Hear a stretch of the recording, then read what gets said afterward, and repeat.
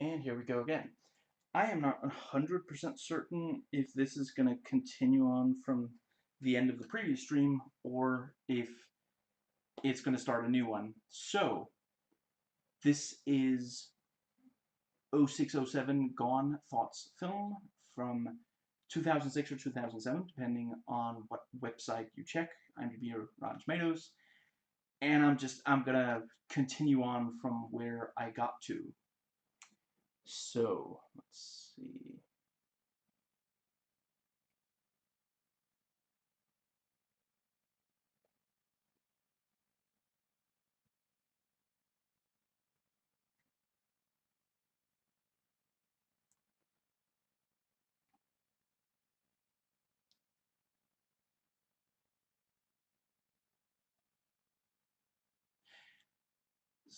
Let's see.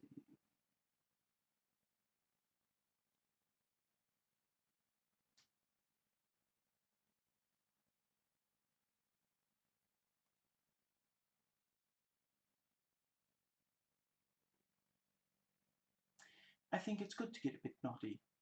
Sometimes gets it out of your system. He just went a little mad. We all go a little mad sometimes.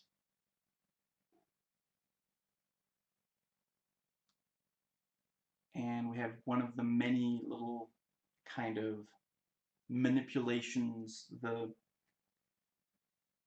Taylor, when Sophie can't hear, Taylor convinces Alex to drink more, drink harder, and then when Alex can't hear it, Taylor tells Sophie that Alex is drinking too much. I think that, I guess the idea is that the first night Taylor and Alex were together, the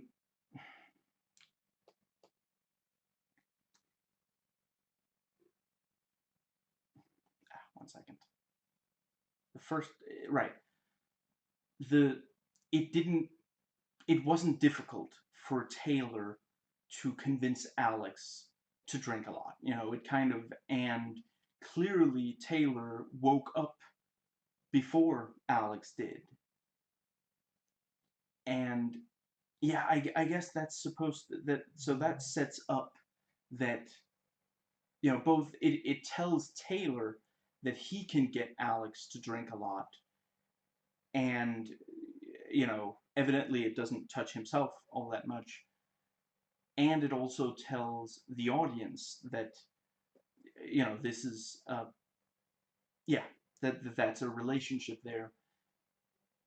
So Taylor figures that if he tells Sophie, that she's going to, like, she already knows that sometimes Alex drinks a lot. And yeah, Taylor's trying to use that to, excuse me, to drive a wedge between them. And it is, one of the things is, again, it's so tame. You end up feeling like this is all it takes. Like, he can split up. What did they say? Alex, I feel like he says 2 years. He's been dating Sophie for 2 years, and in just a few days, using such tame, little that Taylor's able to actually split them up to the point where she kisses him. And yeah, it's just, I don't know. I just feel like if they wanted to get that far, they wanted for the splitting up to be, yeah, it needed to be more. Maybe she should actually see the Polaroid, and there should, like, early on even, and there should be like some kind of like, let's hypothetically say there was more than one Polaroid. Maybe maybe there was a Polaroid that, yeah, let's say that there was a Polaroid that made it look like Alex had intentionally killed an animal, but in reality they accidentally hit it with the car. Maybe it was even Taylor driving the car, but because of the framing, it looks like Alex actually killed the animal or did it intentionally, or maybe it looks like he's like kicking it after it's like something. And maybe Alex doesn't know about a Polaroid of him in bed with another woman. Maybe instead of it showing Alex waking up to Taylor having just taken the picture, maybe we just, it shows that he took the picture and he like shakes it, and then we see them still lying there, still asleep. And so but Alex does know about the animal Polaroid. So when, let's see, and maybe the Polaroid, maybe Alex did actually sleep with the other girl, and there's maybe Taylor, like a complete and utter creep, took a picture of them having sex, and he early on he shows that to Sophie, but Alex only knows about the animal Polaroid. So when so Sophie, like, she starts to say to Alex, Taylor showed me a Polaroid of you. And before she can continue what she's saying, Alex gets really defensive because he thinks it's the animal Polaroid. And he's like, that Polaroid is a lie. I did not do. He made me look. He set that up. He's the one who did that. And then he made it look like I was the one who did it. And like, before they get, and like, Sophie gets so frustrated that he says that maybe like she just leaves there, and both of them think that neither of them realize the other one is thinking about a different Polaroid. That could maybe help, but they still have to be in the car together because they're so, they're out in the middle of nowhere. And no matter how angry Sophie is with Alex, she's not going to just leave him out in the middle of nowhere. So things are really tense in the car, and like, something like that, so that when Sophie, because as it is, yeah, let me finish that in sentence. So that when Sophie, I'm not sure, do they have sex? I guess it's fairly implied that they go on to have sex. We don't see it, and there's no need for us to see it, but it certainly seems like, I'm gonna go with they are intimate. And if you think they only kissed, then that's what happened. And if you think they had sex, then that's what happened. When Sophie is intimate with Taylor, as it is, like, even if, as frustrated as, there were times where she was very upset with Alex, but it just doesn't feel very credible. And I feel like this is a movie, not all movies have to be credible, but this is a movie where the credibility of it is very important to how effective the movie is. Because at the end of the day, a lot of what happens is pretty much like, I mean, the laws of physics appear to apply. No one survives something they shouldn't. No one, like, it's not like Alex drops dead after sneezing. We don't know exactly what those drugs were, but clearly they were something really powerful. And it's also not entirely clear if drugs were the full extent. It's possible that when he killed Alex, he did something other than drug him. but yeah, as it is, as frustrated as Sophie and upset as Sophie, excuse me, gets with Alex in this movie, it just doesn't feel very credible that she would, especially get intimate with someone that her boyfriend was so like the fact that Alex so many times says, expresses negative, feelings towards Taylor, that Sophie then goes and is intimate with Taylor right after Alex has. I mean, I don't know if. I mean, technically, they didn't actually break up, and Sophie several times expresses, including directly to Taylor, that she wants to, she doesn't like that it ended like that and such.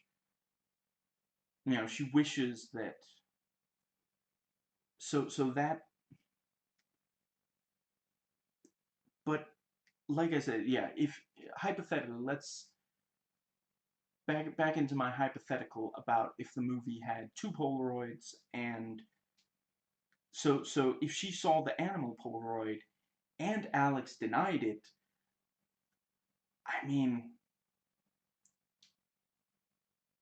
I think it's very, very credible that someone would break up with someone if they thought that that person was cruel to animals and this sort of thing. I feel like that, and then it would also sort of create a, what's the word, like a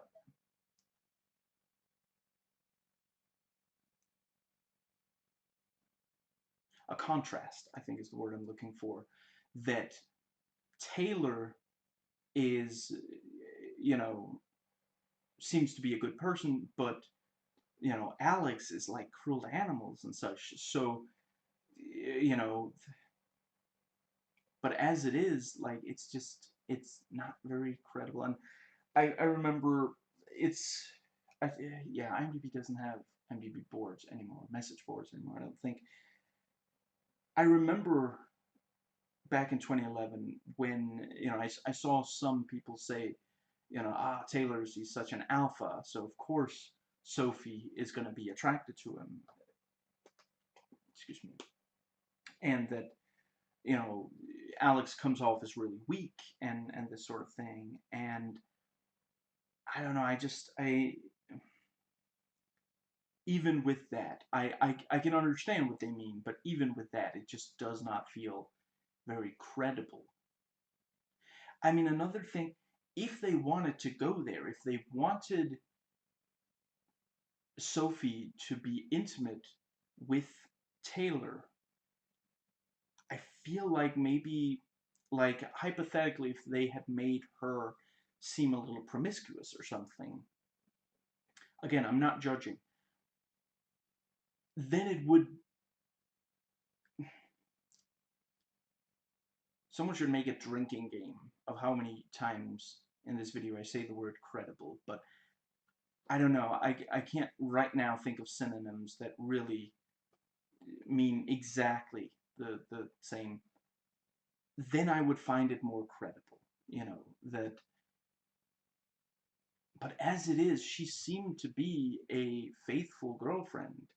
And the numerous times where like Taylor ogles her and manipulates situations so that it looks like, in the diner, I want to say it looks like, or is it a bar, whatever, in the establishment, it looks like Sophie is holding Taylor's hand. That's what it looks like to Alex. But then later when they get intimate, it's almost like did the writer forget? Did the or maybe it was like a leftover from an early draft, and in an earlier draft the movie was entirely seen from Alex's perspective, So we were as paranoid as he is, and when we see the hand holding, it completely looks like it's mutual, and then later they decided to change it, but still keep in the getting intimate. I don't know. It just does not. It Yeah, it does kind of feel like, honestly, if that part of the movie, like if it hard cut, smash cut directly from them getting intimate to Alex suddenly waking up, so that that part was a dream, that is something I completely believe that he would dream that he would have that nightmare. That is something that I could find, take a shot, credible. But as it is, it's just, I think they could have made it work. I think it could have worked. They just needed a better script. Fundamentally, the problems are with the script, because they executed that script very skillfully. So, I kind of like, I want to say her name is Gail, that's what I'm going with, confronting Taylor Jamie. And I like that we never do find out exactly what happened in Thailand. It might be one of my favorite elements of the movie. It is legitimately disturbing to think what would make this woman that upset with him, that confrontational.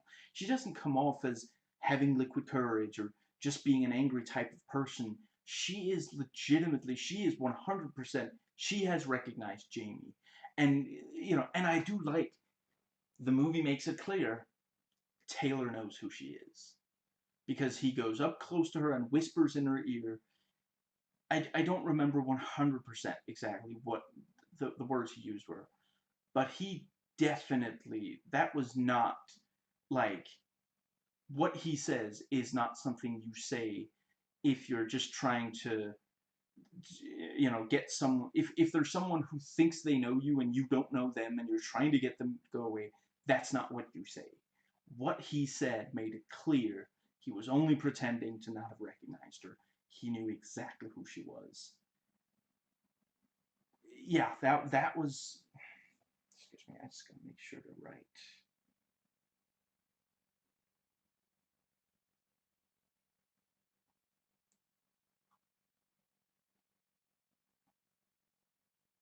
Promise I'm done in just a couple of seconds.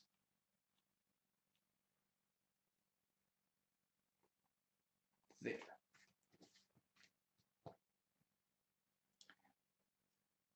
I if the movie just had more of such inspired, like, that kind of thing, and I like that we don't find out exactly what happened to Ingrid. Like, by the end of the movie, there's some chance that he killed her, and like left the body somewhere that, he knew that it wouldn't be found until they were far enough away. Something like that. Excuse me. But yeah, just like, if the movie had, excuse me, if every if there were way more scenes that were that, like your imagination, stimulating to the imagination, like, you the unknown is one of the most powerful ways to scare people and to create tension, and legitimately, like, you the let's see, what's the word,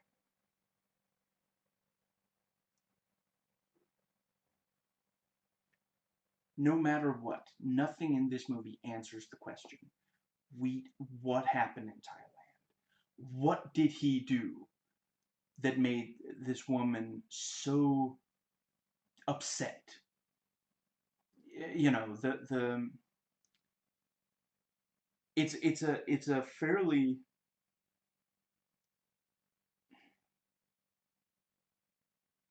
there are some people who are comfortable with, like, they're in public, like people can hear them, and she's standing like she knows that this isn't making her look particularly good. He seems calm, and she's like getting really upset that, a lot of people look at that and think she must be crazy because he's so calm. And to actually stand there and still like confront him like that, yeah, that is like, what's the word? You have to be very upset, or very, or just not care about how other people see you or something. And considering that she does walk away, I don't think it's that she doesn't care. I forget exactly. It's been a while since I watched the deleted scenes. I guess a couple of weeks now. One of them is, I I forget if he just threatens or he almost hits him, or maybe they do briefly hit each other. But the blonde guy, excuse me, with Gale, does, briefly talk to or punch or something Taylor in one of the deleted scenes. So yeah, it's like, if there was just more of that, maybe they should keep bringing up Thailand. Actually, maybe there should be like a Polaroid from Thailand, and like, yeah, yeah. Maybe when Alex is looking through the Polaroids, figuring that Taylor didn't actually throw it out, maybe he finds a Polaroid, and he looks at the little white part and it says Thailand, Gale. Although, okay, he didn't hear that her name was Gale, but anyway, Thailand. And he looks at the Polaroid, and we just see his face like horrified. We don't see what's on the Polaroid. And then like the like, let's see, yeah, yeah, and then Alex is trying, he wants to show Sophie the Polaroid, and Taylor like gets his hands on the Polaroid. Maybe he swaps out the Polaroid with some other Polaroid. Actually, maybe that's how.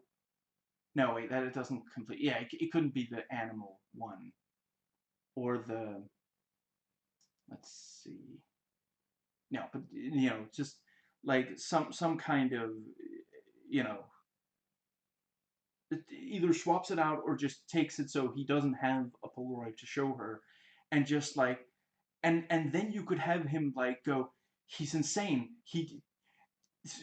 Just ranting and raving. And if this happened after the after he starts taking pills, and after the hitting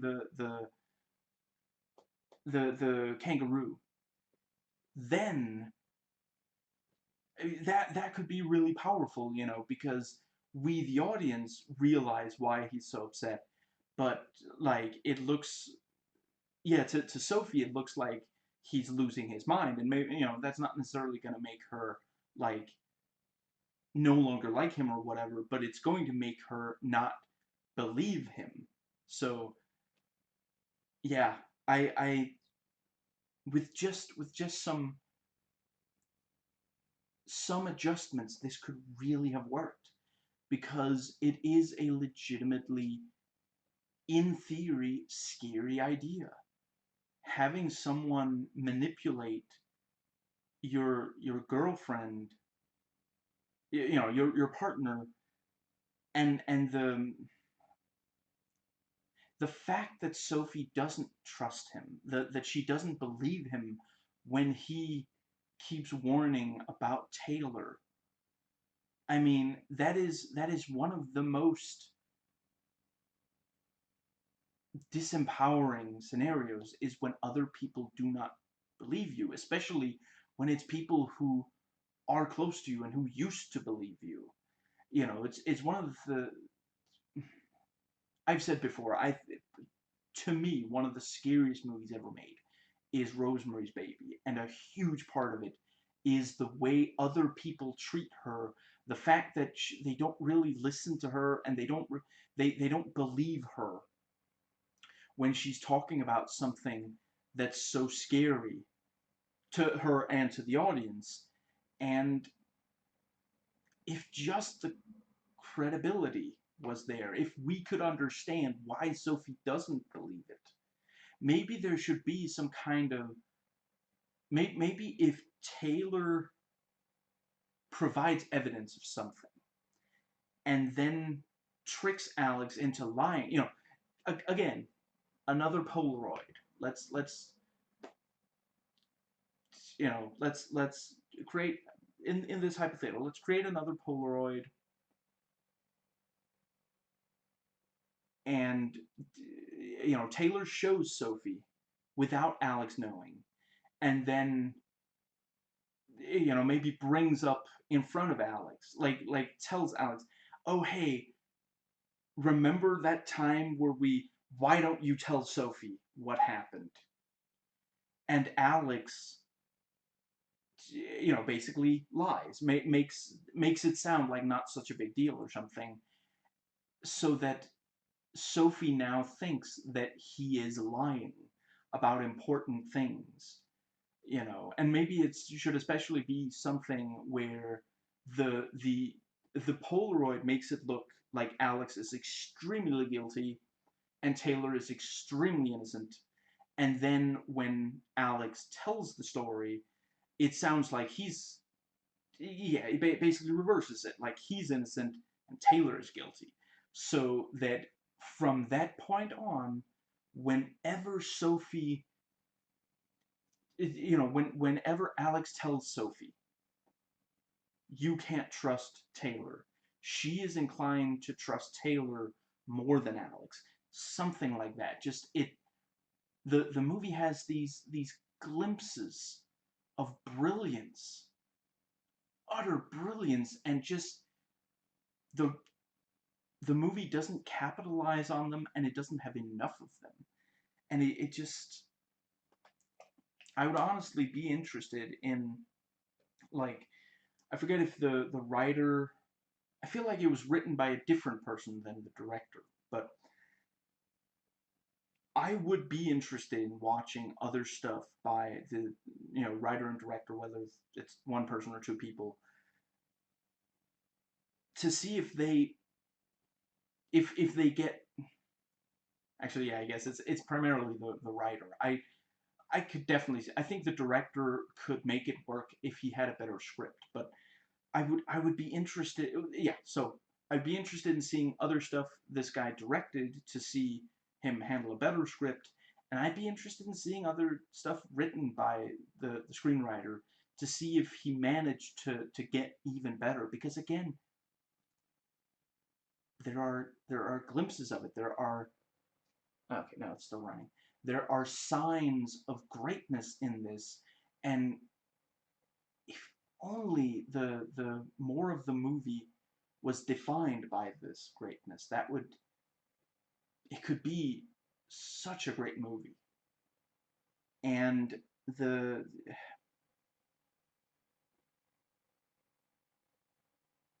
I guess that's pretty much, yeah. I mean the and I like that, yeah. So the one of the scariest things is when someone manipulates your partner so they no longer trust you, and stealing your partner away from you, and it goes as far as actually Taylor killing Alex. And there's a, it's not much of the movie, but there is this small chunk of movie. I don't know if it's 5 minutes, 10 minutes, where we don't see Alex. We see Alex open the door to Taylor, which is, like, that would be a very dangerous drinking game. Watching this movie and taking a drink every time someone makes a bad decision. He makes the bad decision to let in Taylor, even after all of this, we don't see exactly what happens. You know, it cuts away from that scene, and the next time we see Alex, he is dead. He was in a sleeping bag in the back of their car. So sorry, Taylor's car. That, I mean, the movie changes perspective because he used to be our POV character. It used to be that what, like, sorry, the movie, excuse me, the movie starts with him as the POV, excuse me, character. He is the one we see everything through up until the point where we meet, actually, yeah, yeah, up until the point where we meet Sophie, except for the you know, him reading the Taylor reading the text is the only break from that. And then for a while, it's sort of it. You know, sometimes it's Alex, sometimes it's Sophie, but Alex has so much screen time and dialogue. I I like the fact that they actually kill off the character who was originally introduced as the main character. I can imagine that overall he probably does have more screen time than Taylor and Sophie. And yeah, I these are such scary concepts. And there at the end, the movie really hits. You know, these 2 or 3 minutes where Taylor is in the car behind Sophie, and he's like opening the you know, it's got that what's it called, like a grid, basically a metal grid, which also before that point we didn't even think anything of that. We weren't like, oh, it's a good thing there's a grid between, no, but then there at the end, you know, yeah, it's frustrating that she doesn't do more to you know, she doesn't start immediately trying to get him to fall out of the car, but when he's in there and he's clawing that, and he manages to get an arm through, and I think he like claws at her face or something. That's legitimately, it's tense, it's intense, it's scary. Like the if just if more of the movie was just like that, it would be a much better movie. Told you, I have a funny effect on women. But it's nice to finally meet someone who's not crazy. I mean, he really might as well have said that, too.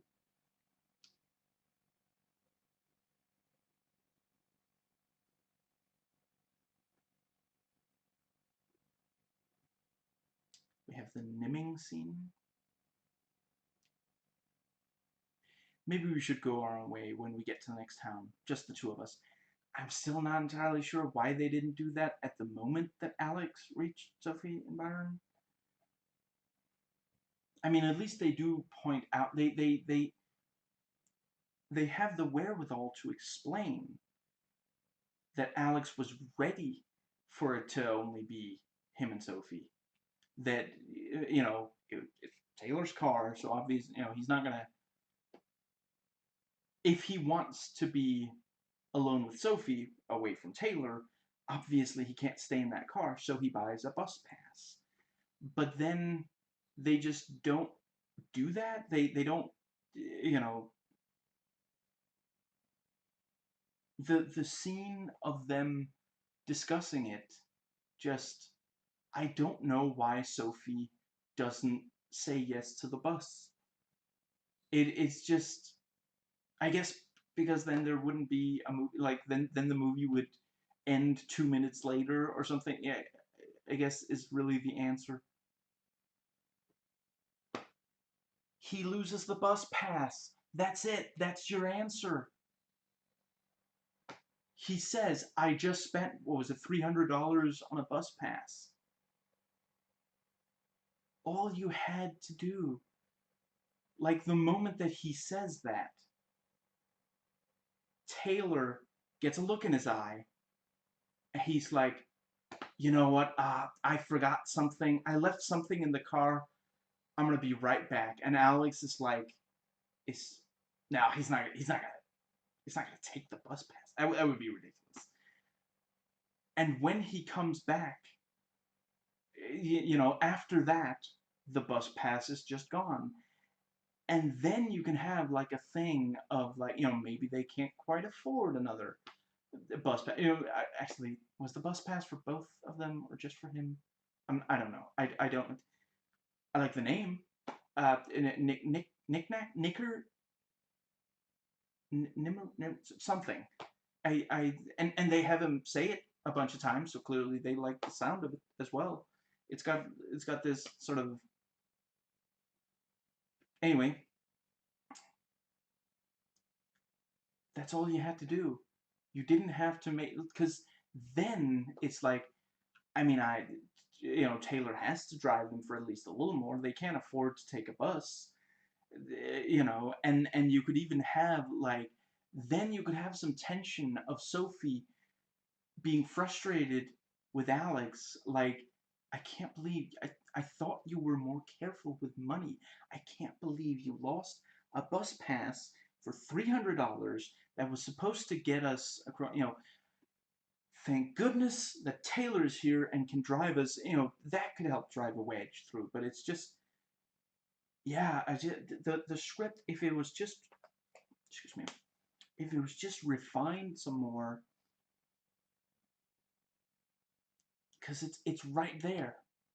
Because it's not like he's above hiding things from the two of them and manipulating by where, and then, yeah, then you could later have it be that, Taylor, like, he shows Alex that he has the bus pass, and then, I don't know, maybe, let's say that he's several feet away from Alex, and he shows Alex that he has his bus pass, and then he curls it up and eats it. And then Alex runs up and like punches him in the stomach to try to get him to spit it out.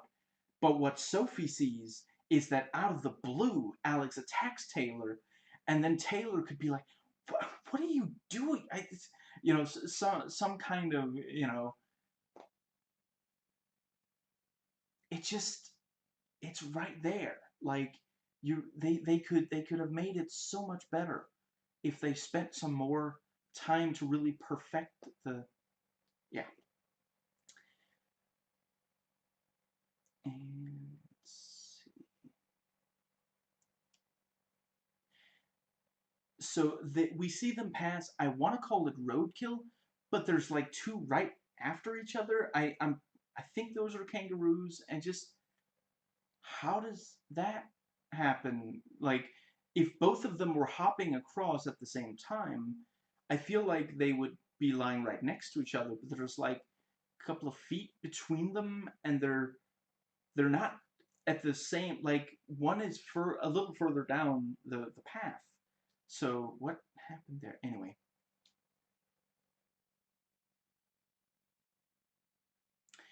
I guess when Taylor makes Alex, hit the kangaroo, I guess he just doesn't care if he himself gets hurt, because it's really not any. I mean, it's probably more likely that the kangaroo would be hit when it was in his, because it's one of those. If I'm pretty sure it's one of those things where they're driving on the left side of the road. They're driving on the left side of the road, Carstairs, and what's the driver's seat is in the right, which is, I like to imagine that there are some Americans watching this and they're just, their jaw hits the floor, like, he said petrol instead of gas. What's nimming?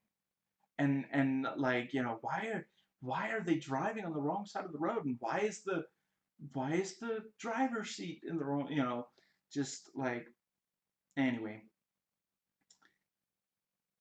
which means that if the kangaroo came from the left, it would, when yeah, it would be Taylor who got hurt. And I mean, I guess I guess either the idea is that it came from the other side, from the right side of the road, or that it just jumped far enough to get in front of the driver's seat. Anyway, Taylor is scarily comfortable dragging the dead kangaroo, that Alex hit. He has definitely handled dead things before that, and it's such a great, like, the movie doesn't do like a close up and a horror movie music thing. I love horror movie music. I'm just saying it wouldn't have worked. It would have been excessive here. It's just in the background, like, just, yeah, such a if just more of the movie, excuse me, had stuff like that. Maybe we should split from Taylor. He's bad news, Sophie. Alex, we're in the middle of nowhere. I'm sorry, are we changing subjects? That seems like an excellent argument specifically for no longer being around Taylor. That's like, I guess, maybe she's saying we should at least get to the next town. We should get to a place that has a few more people or something, but like, I mean, I just feel like if that's what she means, she should say that. I agree, but we have to wait until the next time we reach people. And then you could actually have like a reveal that that Taylor heard that or something. So the movie is around halfway over by the time that Alex takes the pills that Sophie got from Taylor. And we never do find out exactly what they are, but they clearly have a strong negative effect on him. And, it makes him very, like, slow and kind of drowsy, and it makes him throw up. So, there are some options for what it could be, but yeah, it could be some kind of poison. If your brain realizes that you've been poisoned, it's going to make you throw up. And if it's something that makes him, I don't know, it might just be like some, like, what's it called, like strong sleeping medication or something. But why does Alex not make a bigger deal right away? I mean, about realizing the pills were from Taylor. Why does, you know and why does she trust pills from Taylor? I just feel like at this point, it seems like she should at the very least feel like, okay, there's my boyfriend really does not trust this guy, does not like this guy. Just, yeah.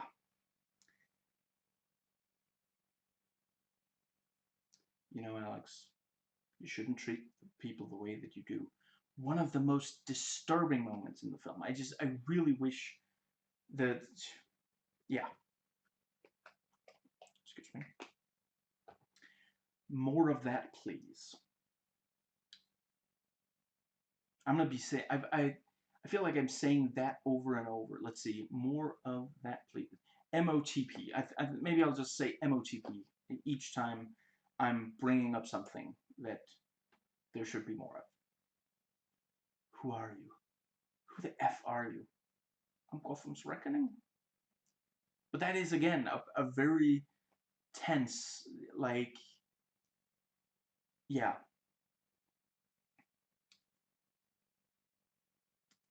And Taylor Jamie tricking Sophie into touching his hand, holding his hand, when he knows Alex can see, where, Alex would take it the wrong way, but Sophie doesn't realize that Alex can see them at all. I'm not the first to say this, but it is kind of a lame, underwhelming kind of disturbing.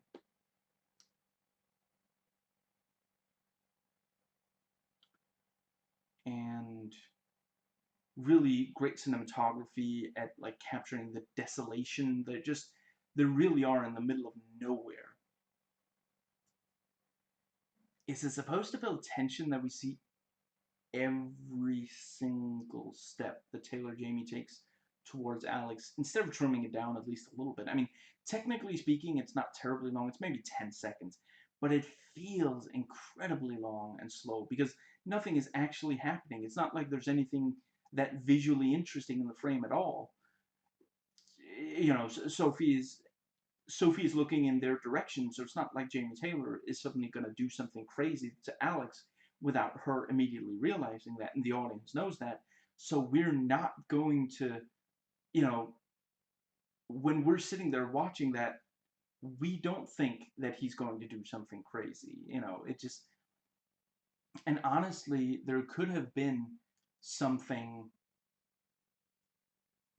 It's filmed well. I just feel like it should have been trimmed down. Maybe like go to a close up of Alex being really upset. Maybe cut to Sophie being anxious about them, and then trim it to just we see the last 3 or 4 steps Jamie Taylor takes towards Alex. But and or something that, like, let's say we see him take some of the steps, and then suddenly it cuts to a close up of Alex just as the sound of the footsteps stops, and he's like, okay, there's something wrong because I clearly heard him approach. And then he turns around, and maybe again we don't see exactly what he's reacting to, but Jamie's holding up a Polaroid or something, and that makes Alex, you know, and then Alex attacks him. Anyway, he's going to show you a photograph. Boy, it sure seems like you could have said this much sooner. Her name is Lena, and she dances on the sand.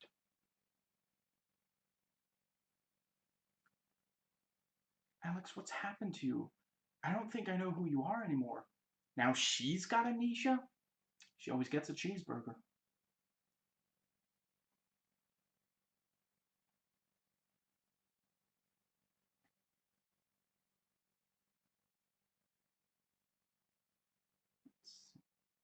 What did I ask for? Hi. If you still trust a single word he says, you must be. The cell phone being, you know, yeah, being so slow and requiring so many clicks before she can read the message she got, I think it's accurate to. I'm not sure I had a cell phone back then, but it also works for building tension if you're still into the movie by this point at least. But like, you know, she like looks at the cell and just says text received, and then she clicks, you know, from Alex, and she clicks, and then it says gone. You know, just it. You know, today we would just see her like it would immediately have the text ready or something. But yeah, it's legitimately because we know that there's something like, why are we not seeing him? This is the first time that we're seeing her get a text from him, rather like even like the moment that we see that it's a text from him, we're like, why doesn't he just like go talk to her? Like, he knows where she is, you know. At least Sophie does check Alex's room after getting the text, but why does she? Why doesn't she think that Taylor Jamie is part of what happened there? Again, just she used to trust Alex before the events of the movie. She used to trust him. So why does she have so little trust left to? Yeah. So that's where we get the title, the text message only being the word gone. I mean, there are a lot of other movie ideas that would make more sense with that title, and a lot of titles that would make more sense for this movie. Okay, so to be fair, Lost was already taken. That would be a pretty good one.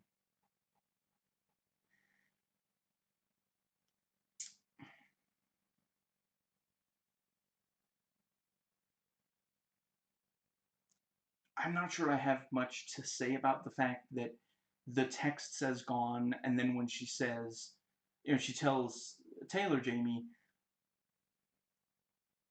yeah, I don't know what to say. I like, once we hear from Gale that apparently his name is Jamie, and then Sophie says, yeah, yeah, he told me that that's his Christian name. So it amuses me more than it probably should to call him Taylor Jamie or Jamie Taylor. But yeah, she says, he says, "Are you sure the message said gone?" And then she's like, "Maybe it was going." Just the subtle kind of like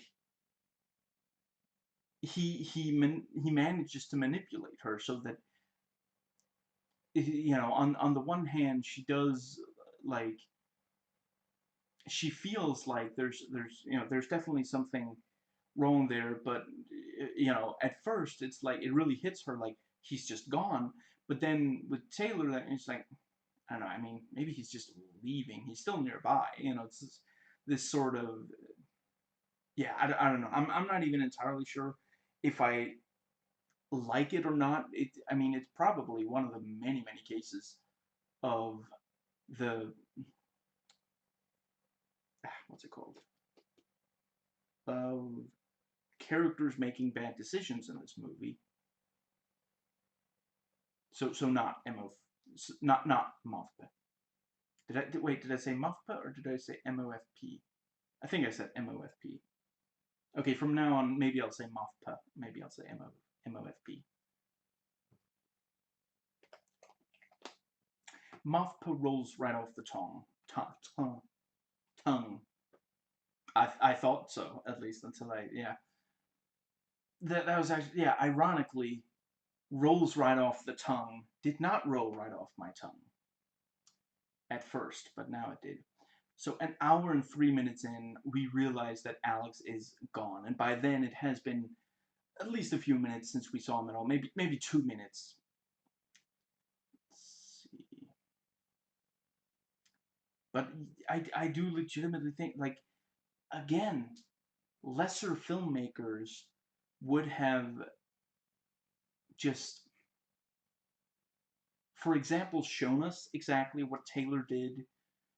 What happened in the scene with Taylor and Jamie in Taylor in the scene between Jamie Taylor and Alex. Sorry, in Alex's room, and what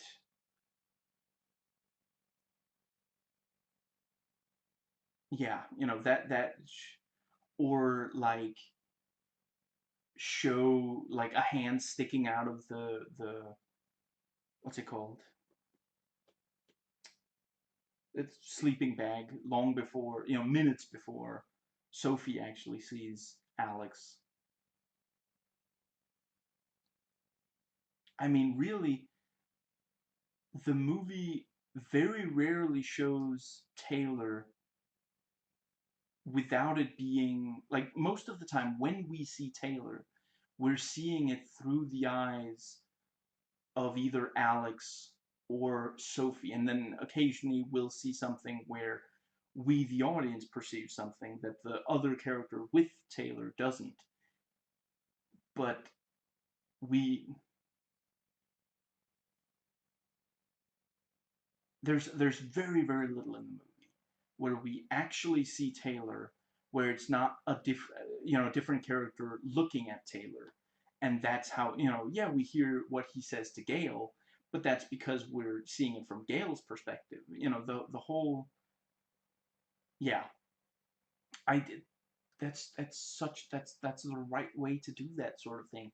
I've seen other movies think that it's scary. Like if seeing the monster for a few seconds is scary, then seeing him for 30 minutes out of a 90-minute movie must be terrifying.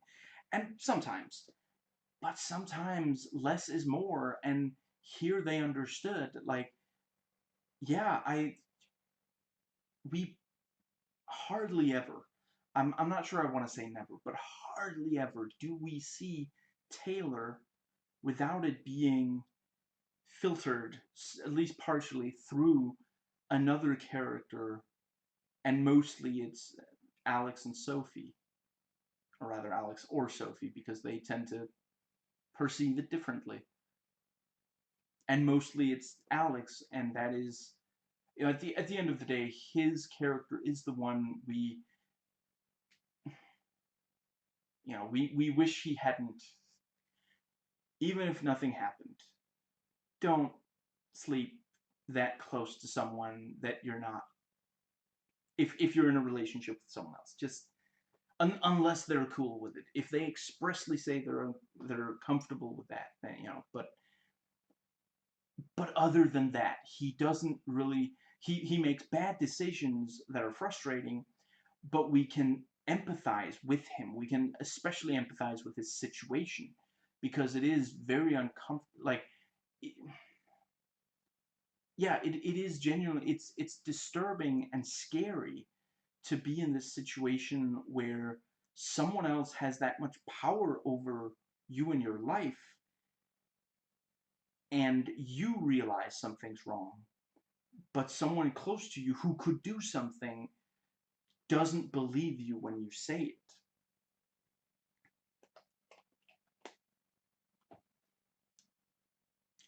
I'm sorry all this happened. I came up with two different riffs for this. Feel free to vote on your favorite in the comments. All of what? Nothing is actually happening in this movie. So is everyone. That's one. The other one is, so is everyone still watching this movie?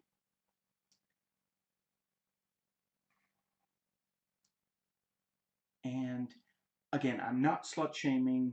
The following is a criticism of credibility. I'm not attacking any woman, real or fictional, in in their decisions.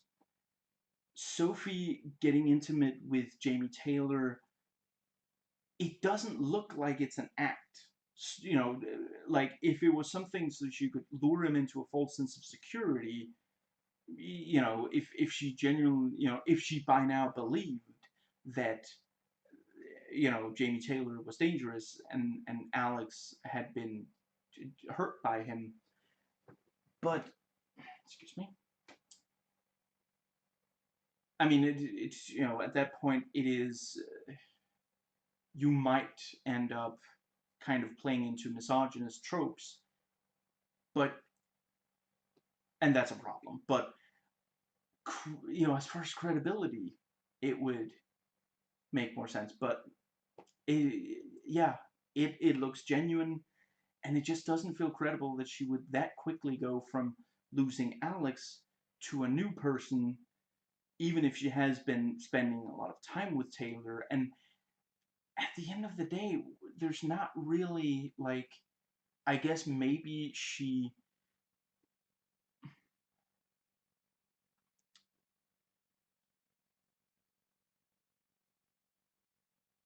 I'm trying to decide if I want to spoil. Okay, I'm not saying what movie it's from, but there is a movie that came out a couple of years ago wherein a yeah, we're in two characters who had both recently lost someone or lost their partner, and they end up actually briefly, hugging and kissing, and it's not that they think that it's a good idea to get into a relationship with this other person.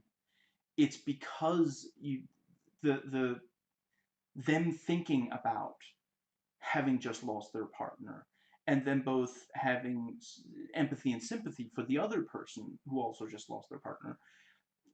The yeah, it can provide some comfort to then, get intimate like that.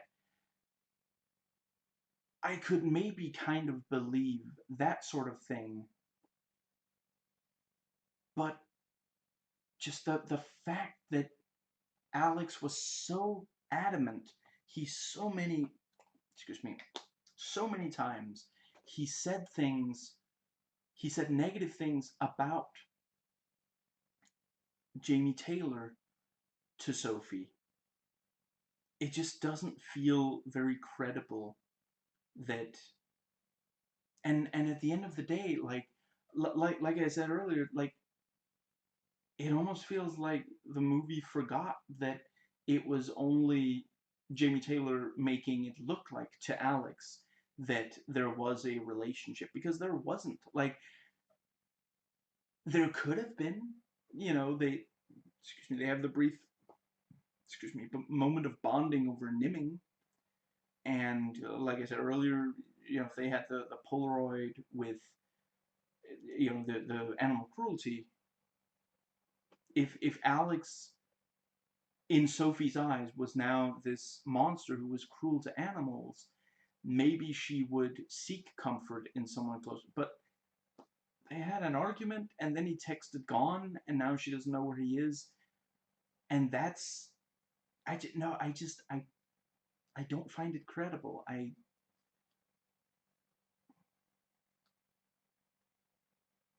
And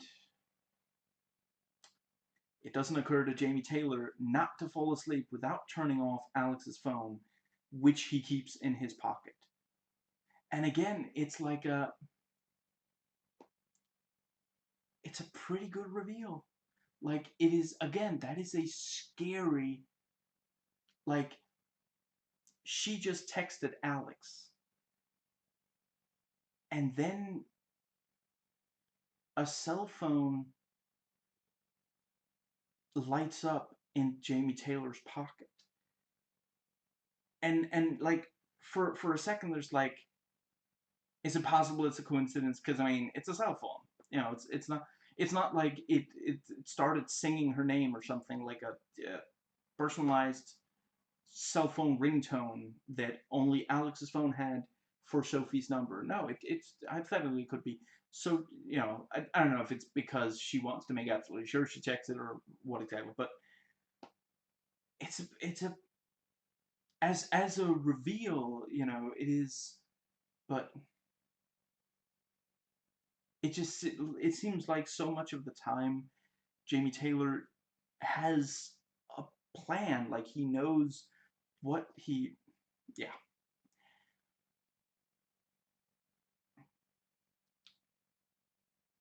It is legitimately uncomfortable when Sophie lies down right next to Jamie Taylor, now knowing for sure something is going on, but completely unable to leave since he has the car keys and he is awake. It's not like, what's she gonna say? Hey, can I borrow the keys for just a sec? I just want to go to town, grab a bag of chips or something, bag of crisps or something. It's just no. It's not. Obviously, is yeah. And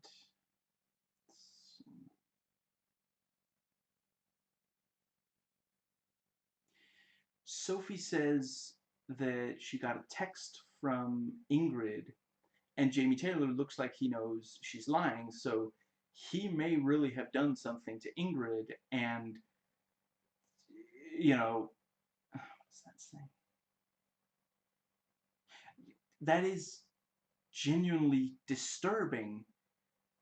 Let's see.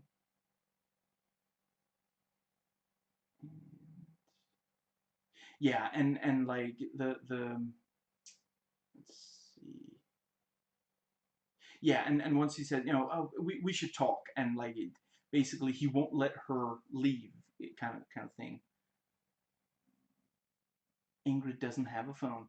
I'm not 100% certain what he's implying. I mean, if he took Ingrid's phone, she could have just got a new one or borrowed from a friend or something, which I think is especially like, hypothetically, if all it is that he left her behind somewhere and took her phone, I would think Ingrid would almost immediately try to borrow a phone and text Sophie, hey, the guy you're with is kind of sketchy because here's what he did or something. It's just,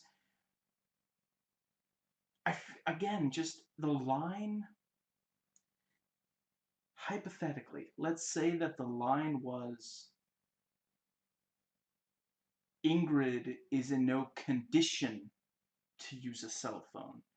I feel like that would be so much, because, does that mean, did he put her in the hospital? Is she dead? Something. Just,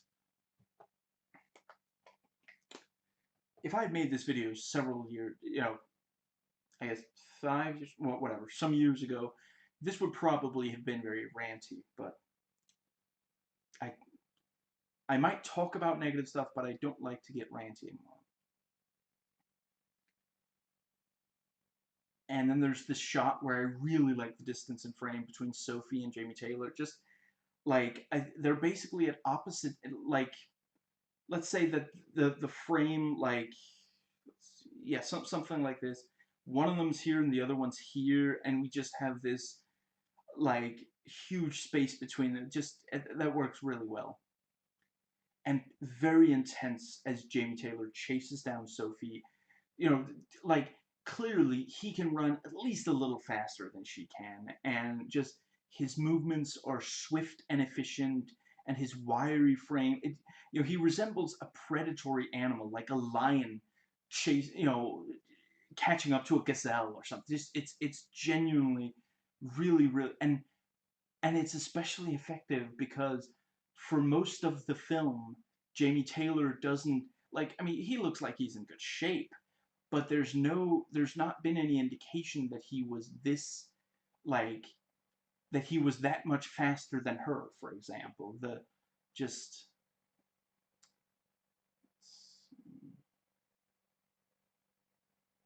And she gets in the car, locks the doors, and he starts punching and kicking the windows.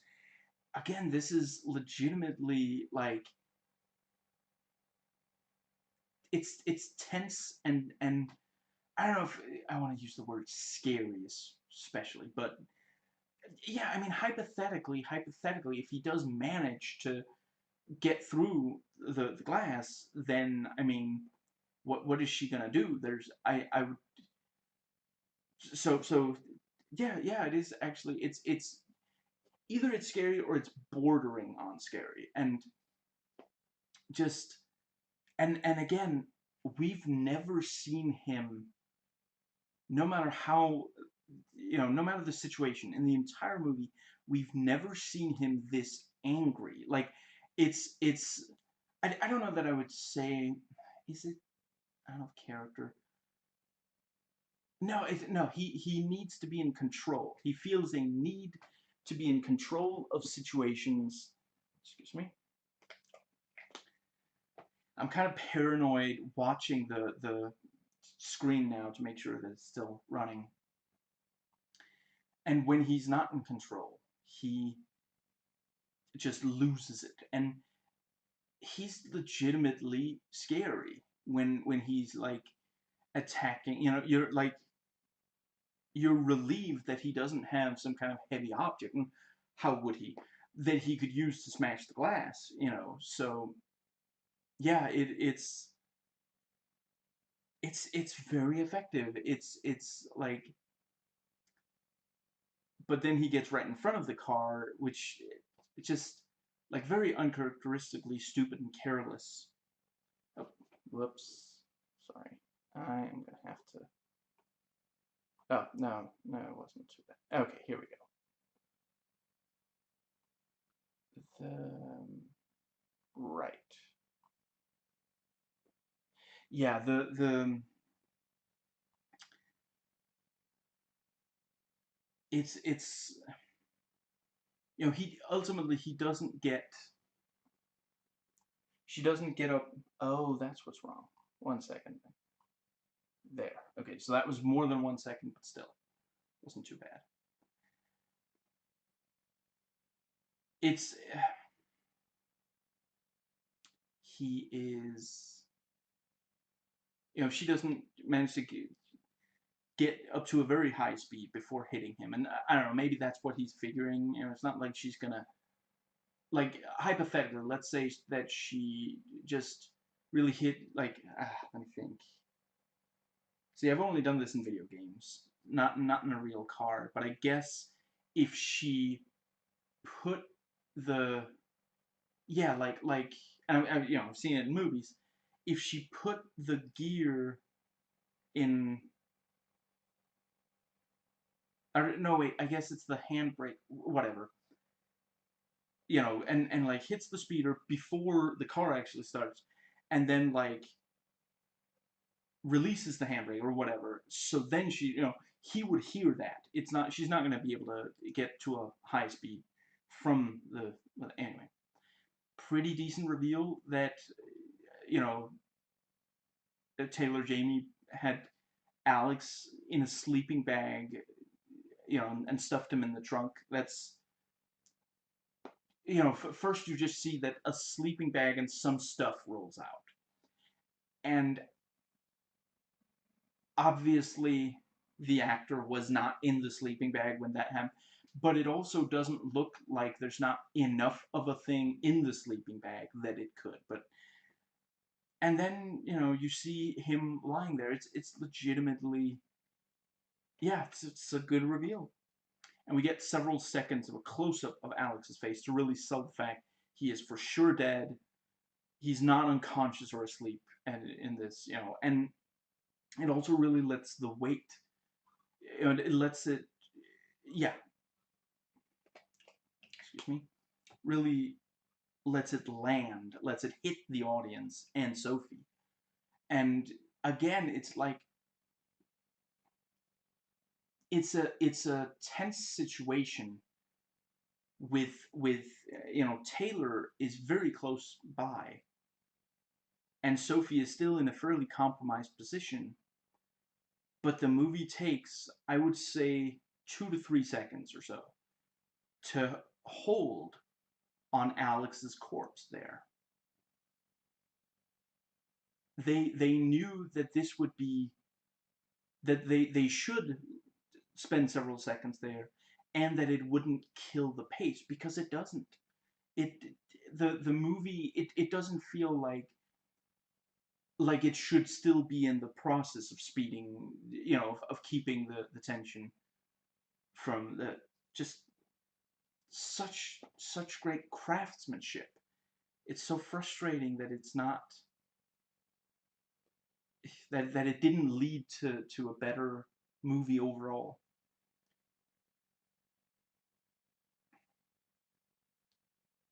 And I do appreciate that, once the back door opens and Jamie jump, then Sophie can't prevent Jamie Taylor from jumping inside as he does, but it is, yeah, she drives for, I I mean, part of it is that it cuts. Like, I don't know, I figure they haven't been driving for very long, but it cuts though. It's they've definitely been. It just seems like the moment that, I guess it's because they wanted to make sure that she had driven far enough to get away from Alex's corpse, so that the actor didn't have to lie down for continuity in every single shot that would show, and that makes sense from a production standpoint. But they needed to have some kind of explanation for why. Yeah, I don't blame them from a production standpoint, but I'm sorry, they had to.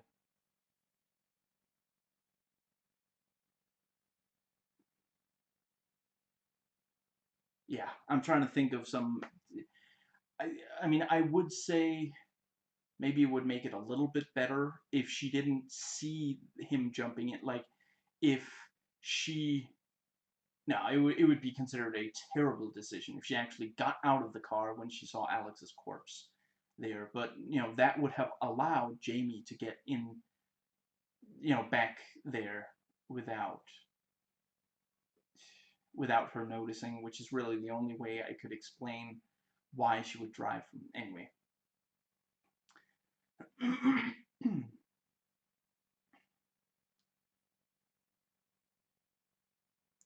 I mean, I guess maybe something like, yeah, let's say that the moment that he tries jumping into the back of the car, she drives off. So instead of getting all the way into the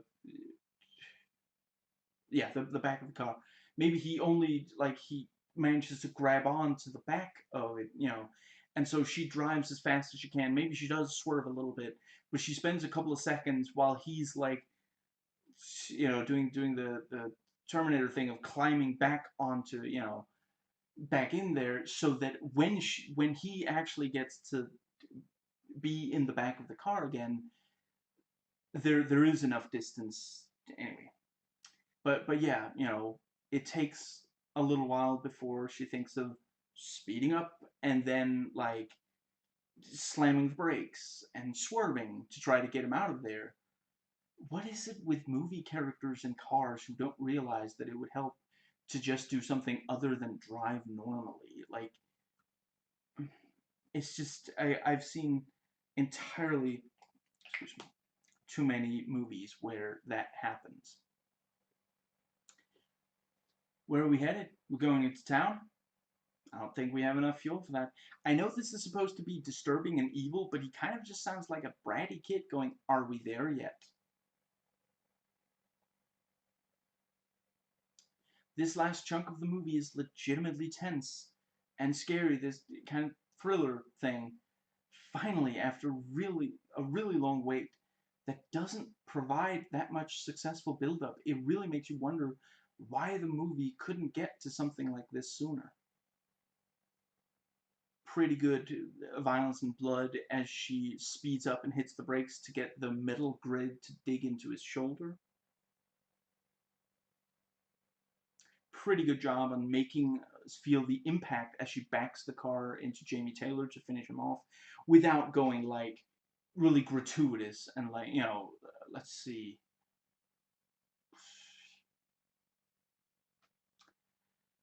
There's a bit in the first RoboCop movie. Okay, let me preface this. I love the first RoboCop movie.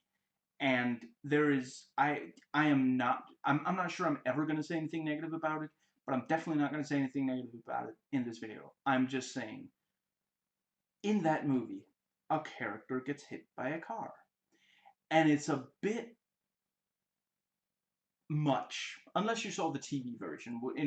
I've read on I think IMDb that then they just swerve and manage to not hit that character. That kind of thing would have been excessive here, is what I'm saying. But yeah, the violence and gore here at the end doesn't go so far that it gets ridiculous. It remains completely and gets completely disproportionate to the rest of the movie, but it is enough that it feels final. Like, I would say, hypothetically, let's say that you're editing this movie and, you know, good luck trying to make it, you're fighting against the script. Anyway, maybe it occurs to you, maybe she doesn't need to back into Jamie like that. I really don't think it would have been, the movie would have been it would have been very frustrating of an ending if she didn't. Like, when you watch the ending the way it is now, you believe he is dead, and you believe that she would be willing to kill him, because it really is at this point, like, if she doesn't kill him, he may very well manage to kill her, even if, like, I mean, there's a chance that it's not gonna go exactly like, maybe it won't be exactly maybe it won't be right, like, immediately or something, but like, he's so good at manipulating situations, and he clearly killed Alex. So, but yeah, so it feels final, if not satisfying in a climactic way, but it gets some of the way there. I appreciate that the music over the end credits isn't excessive and trying too hard, but it does get across some tension. Like, if it played like bubblegum pop over the end credits, it would feel completely, tonally dissonant from it would be a real, like, tonal whiplash from this dark event that we just saw happen. So, let's see. Yeah, so the movie is 82 and a half minutes long without end credits and 84 and a half minutes long with them. And I guess, yes, so that brings us to the next section. Just gonna go ahead and there we go. Okay.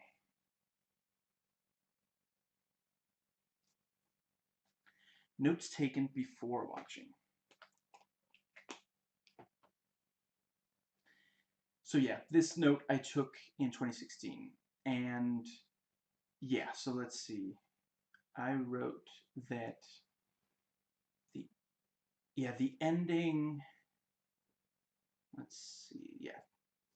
Yeah, I wrote Taylor, if that is his real name, just doesn't seem like his end game was being with Sophie until near the very end. It seems like he considers himself a force of justice, who reveals cheaters to their unsuspecting partners, and then you know, yeah, and then I posed, maybe that's just one major weapon in his arsenal. But I don't know that it read that way to me this viewing, but yeah, that was definitely the vibe I got on that viewing, that when he realized that, he,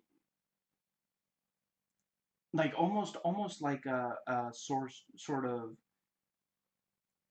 like a devil sort of character. Like, he lures you with pretty girls and alcohol to abandon your principles, and then you end up feeling the consequences of that. He tricks Alex into partying harder. He wasn't gonna party. He was looking for a place to sleep, is what, and Taylor says, I have a place, don't worry about that, I have a place, but let's go party.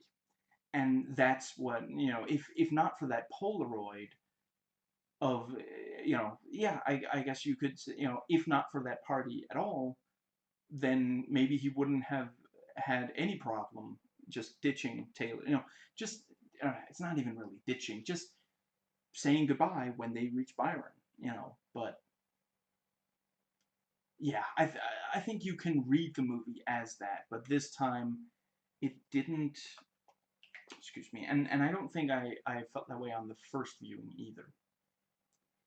Now, and let's see.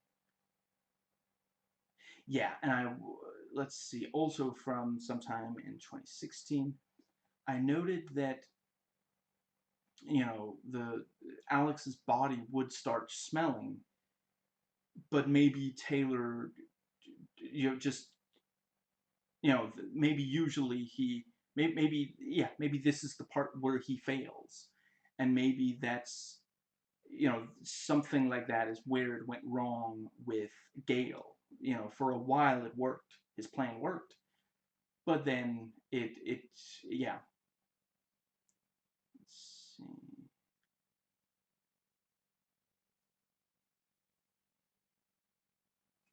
Right. So I took some notes on the trailer, and yeah.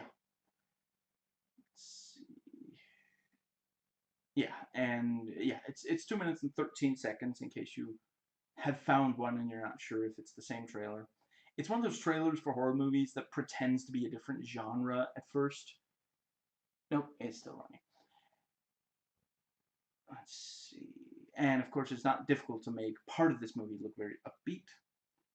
And I want to say it was Watch Mojo who did a video. I'm not sure if it was still recent. It might have been a month ago by now, but where they go over, like, what's the top 10 horror trailer traits that need to be retired or something like that. And they note that pretending to be a different genre than it actually is one of those. In the trailer, when we're told that Ingrid isn't coming, they do this effect on the still of her with Sophie, where it, like, becomes like a negative, and then, like, she fades out of existence, which is way cooler than anything that's actually in the movie. And this trailer is, uses a lot of flash cuts, and I'm a big fan of that. This trailer makes the movie look infinitely more tense and entertaining than it actually is. Pretty good trailer. The trailer does, however, not do a very good job of explaining the plot point that Taylor has a picture of Alex with another girl. It just has him telling her that, but it kind of comes out of nowhere in the trailer rather than as something that's built to, and it's only explained after we see the bit of Taylor showing it to Alex, to making him crash the car. I get why they had the car crash, and it's the thing that causes the car crash. Them putting that in there makes a lot of sense, but it's yeah, it's excuse me, it's very awkwardly handled. And yes, so there is, yeah, there's the DVD special feature, The Making of Gone, which is 29.5 minutes long.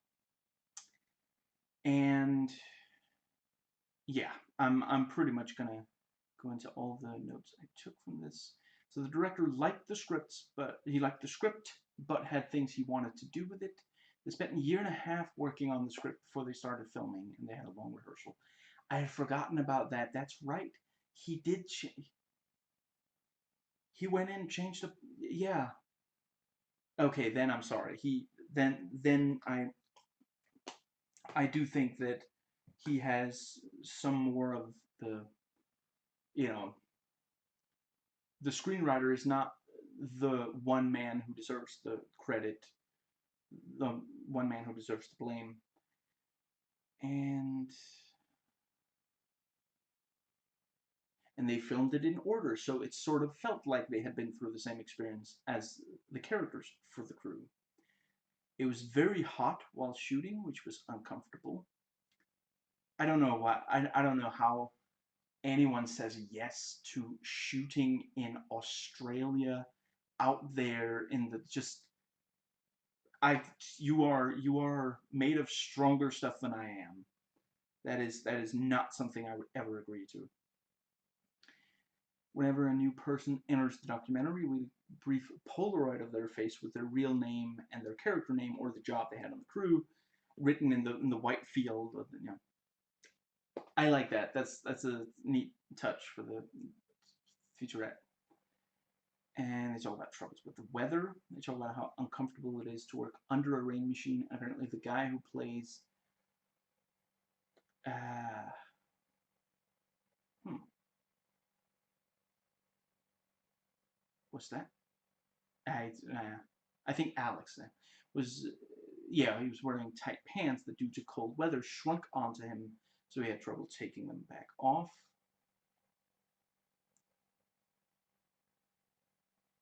And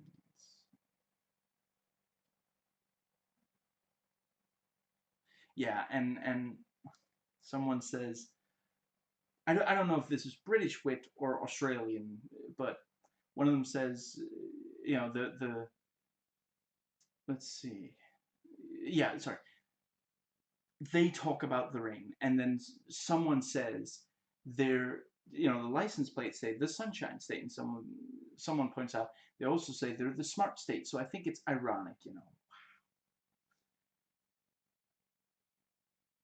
And yeah, and someone, I think this is the guy who plays Taylor Jamie. Yeah, there's 5 characters in the movie. The 3 of us, of course, Australia, which is huge and beautiful, and the van that we are cramped inside.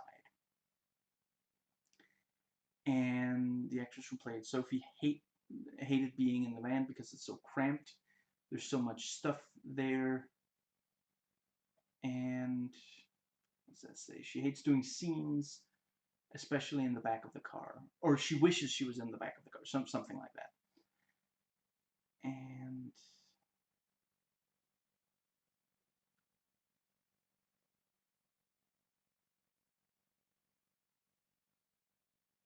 yeah, and there's this thing, they one of the ways they filmed the stuff where they're driving in the car is that they have, I think they say what it's called, but I forget. I forgot, and I didn't note it. So, but basically, like they have a car.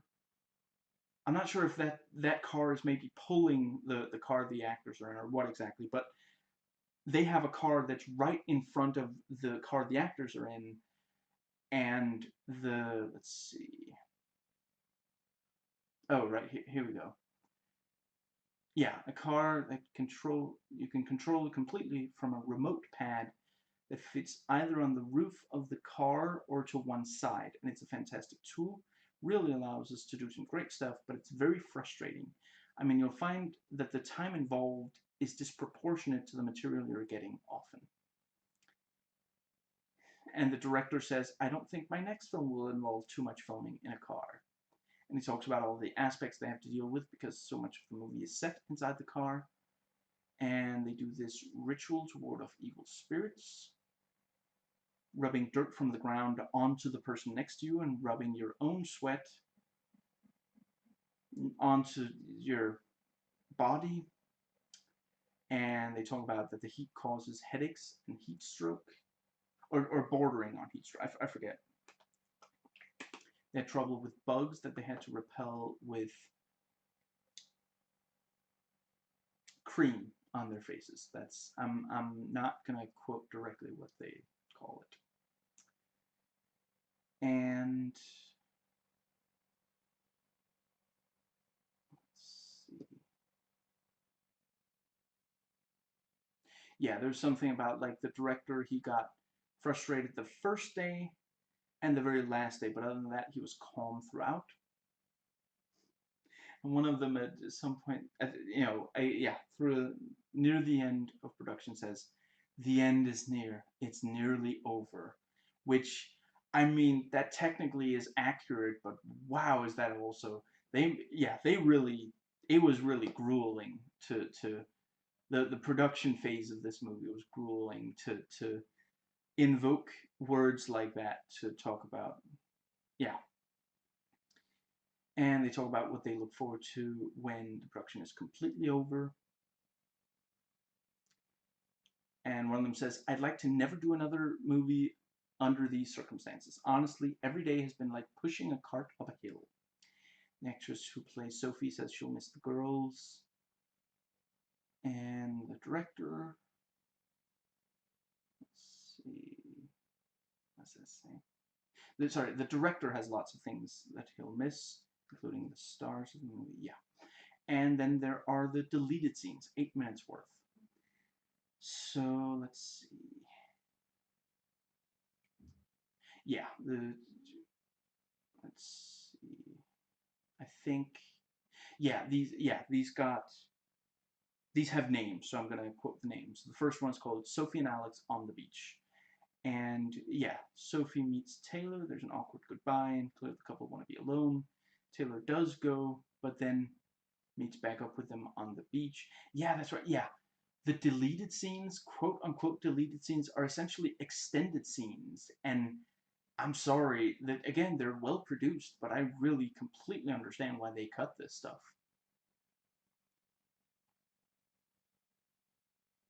And let's see.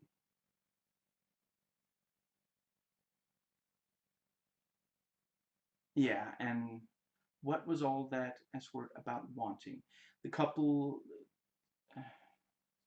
talk in the tent about why Taylor wanted to sleep in the tent, what he got so upset about, and again, just I mean, it's perfectly good material, but that could be said for the movie itself.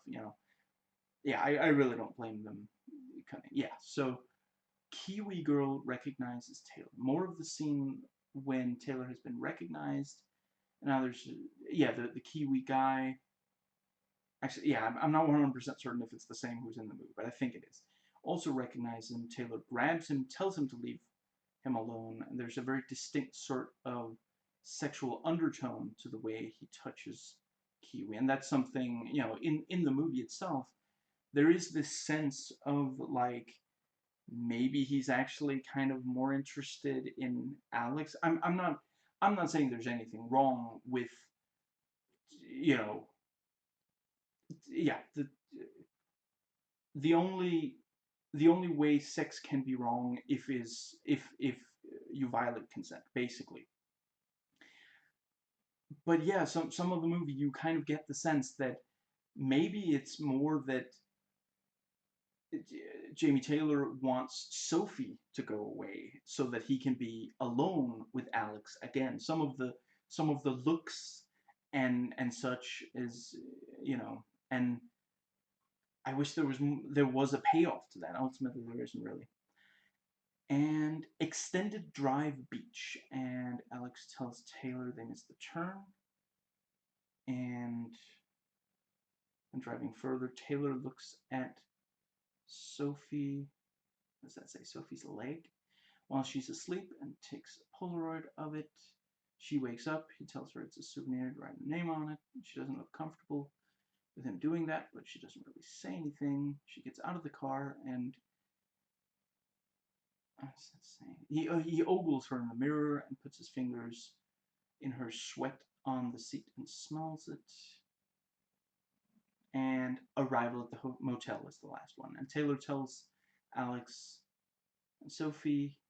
Sorry, Taylor tells Alec that Sophie said they sleep together and get rooms far apart.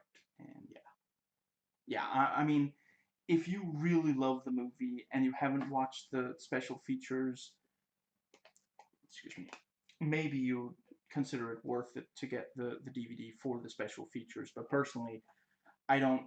I'm not sure my life has particularly been enriched by watching the special. Like hypothetically, if the DVD that I had been given had 1 second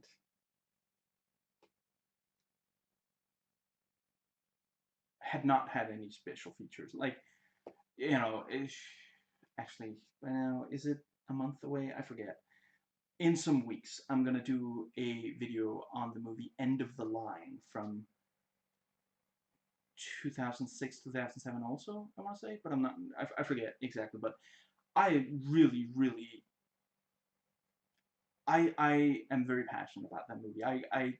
Last time I watched it, I remember loving it, so that one is a completely bare DVD. There is no special features, and I have read reviews that say, oh, there's a commentary track, there's a Q&A, and there's all this stuff. I would really love to watch that. If I find, I mean, I would, it would probably have to be inexpensive because I very rarely pay a lot for, but if I'm paying full price for a movie, it's almost definitely because it's a movie ticket or something. I'm going to the cinema. It's not. I very rarely buy DVDs. Anyway, if I find it, I would very likely buy it. I would very much love to watch that. And that brings us to the final section, entitled Critic Sites, IMDb and Wikipedia. So let's see. I copied in my old review. I'm not gonna read it word for word. I'm gonna see if there's stuff that let's see.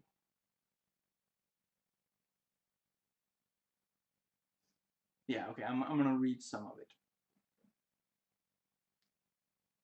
After this music montages, the first choice doesn't even seem to fit, its way through most of the first third, you might be led to believe that it's picking up. You would be sorely mistaken. It never actually goes anywhere in spite of genuine potential, and the very last portion of this just gives up on being convincing, especially as far as the action and logic goes, and it was already on shaky ground. Now, let's see.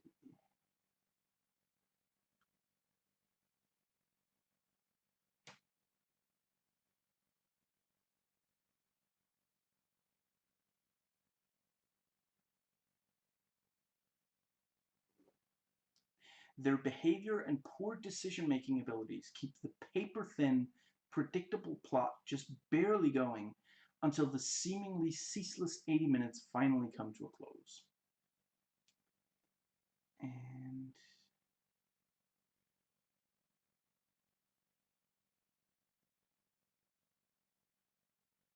let's see. Yeah, and let's see. Yeah, it's focused on the three leads, albeit they're not isolated. I expected this to have them stranded and that be a cause of conflict, and it went stupider than that. Yeah, I was really looking to. I was very snarky in my overview, and for more than maybe half of this combined, and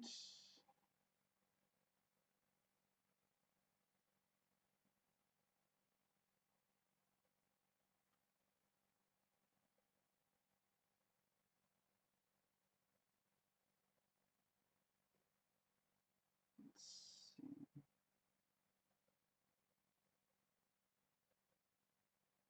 Yeah, what I wrote was that the deleted scenes are very padded. Okay, so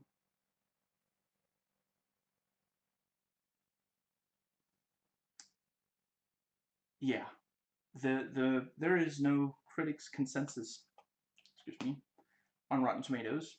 It has a 54% on the tomato meter, with 13 ratings total, 7 of them fresh, and 20% on the audience score, with 3,328 user ratings. Okay, and the average critic rating is 5.65 out of 10, and for user ratings, it's 2.52. So that's, yeah, it's not particularly, yeah, and this is one of those where for some of the critic reviews, it doesn't even have a quote. It just, they wrote in what the publication or, you know, yeah, or the like, and what the, and the critic's name and their score, but that's, and marked it as fresh or rotten. Yeah, one critic said, suffers from an egregiously laid-back pace that ultimately negates its few positive attributes. I think that's a very good point. Yeah.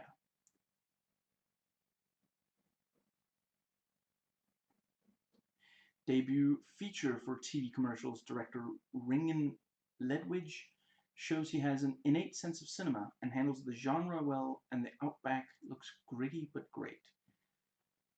It's a bit more positive than it sounds like this person actually.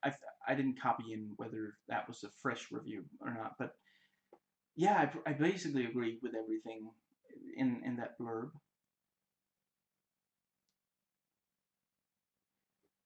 Let's see. Solid direction and well-shot visuals cannot overcome the inherent problems from the mixed performances, thin script, off-putting characterizations, and languished pacing. I don't. I didn't have any problem with any of the. Wait, mixed performances, is that like mixed quality, or is it that some of the, like, excuse me, like for some of the movie, Taylor comes off as completely different from some of the other parts? I'm not entirely sure.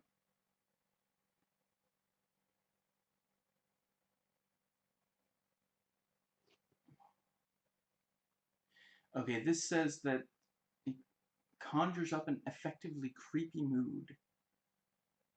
I mean, I really don't think it was for that much of the movie, but, it's each their own. And let's see, what does that say? Excuse me. Yeah. In the end, the script lets the film down with its obvious twists, its naggingly illogical narrative, and a general pointlessness. Okay, and right here I found, was this an external review or was it a link via Rotten Tomatoes? I'm not entirely sure.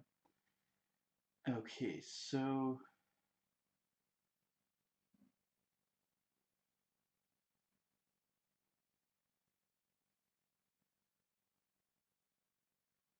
let's see.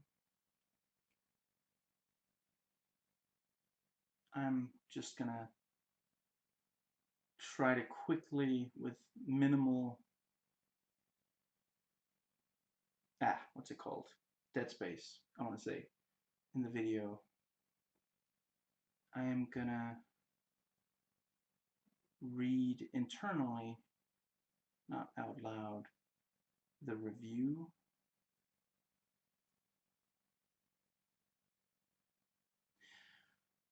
Okay, so yeah, this critic says the tension builds in a very slow burn as director yeah, keeps the mood relaxed and unforced, playing cleverly with themes of guilt and doubt.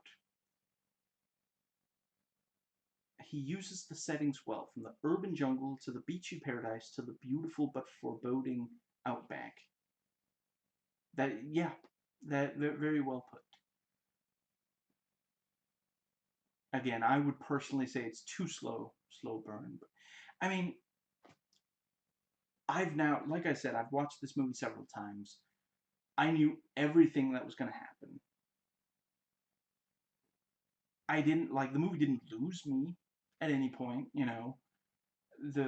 I managed to sit still through the 80 or 82. What did I say? 82 minutes before the end credits started running, and not like my mind didn't drift, and that happens sometimes. So the fact that it didn't happen at all with this, I mean, that does count for something. And the main problem is that the entire plot would unravel if Alex and Sophie actually had one normal conversation. The script keeps them implausibly inarticulate, and as a result, we lose any connection or empathy we might have with them. And the critic praises the three actors.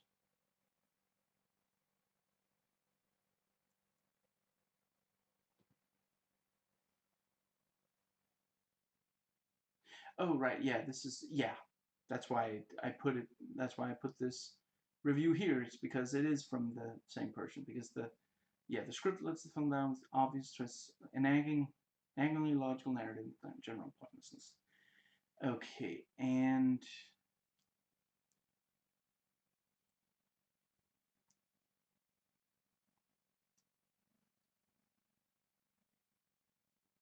a final reel of arterial spray splatter empties itself in record time, and when Gone finally gets going, it's gone too soon. You may be able to work out where it's going, but it's an enjoyable ride nonetheless. It's a little bit more positive than I would go, but otherwise, I agree.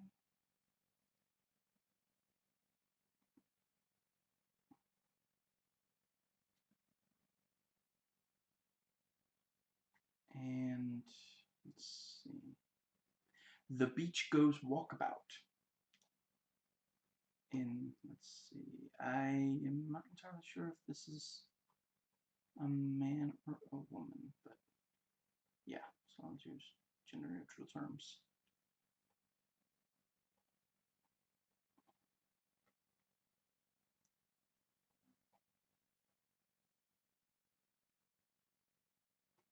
Like the Polaroid photos Taylor takes of everyone he meets, his chameleon-like character only slowly comes into focus as his insidious mind games reveal him to be a manipulative sociopath.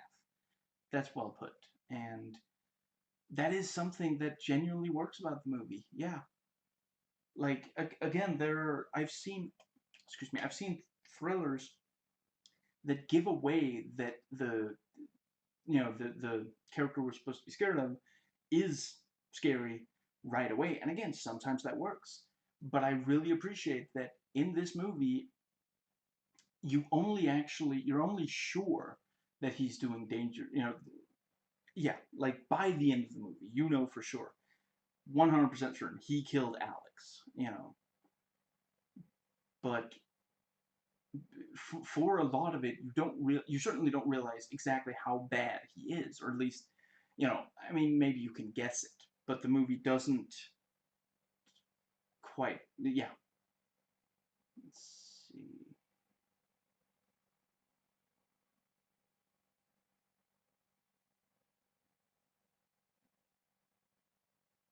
Now,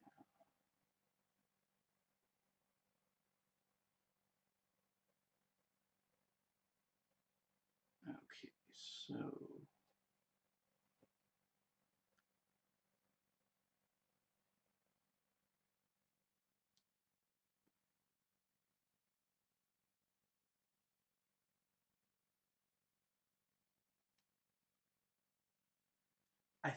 think, are these, oh no, never mind.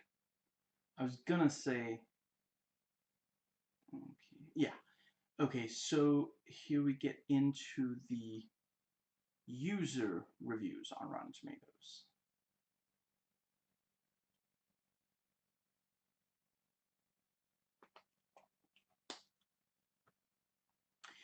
I read that this was a slow movie to start, but if you stick around for the ending, you won't be disappointed. While I wasn't impressed, I don't recommend this one at all. And let's see.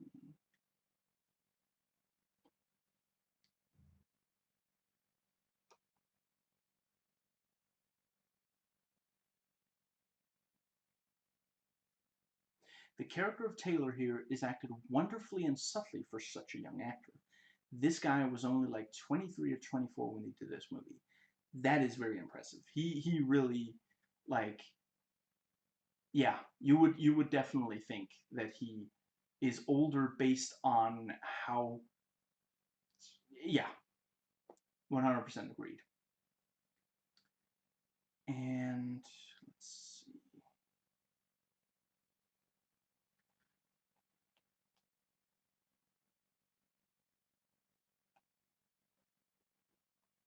I think the atmosphere of the Australian outback helps set the mood. You feel as if Taylor decided to kill Alex and Sophie that nobody would ever find their corpses. There is that sense of dread in the story. And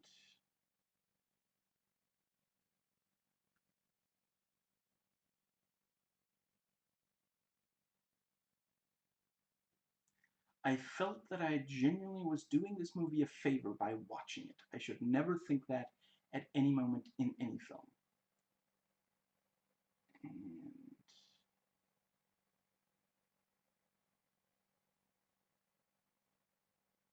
I'm not saying this film is bad, but it doesn't particularly do a good job at trying to hold your attention. And let's see.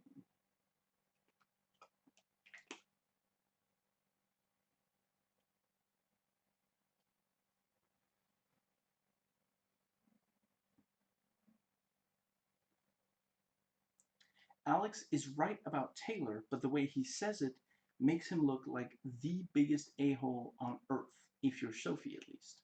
They could have found a better way for him to go about things, particularly if you're supposed to care for him, which you don't. Let's see.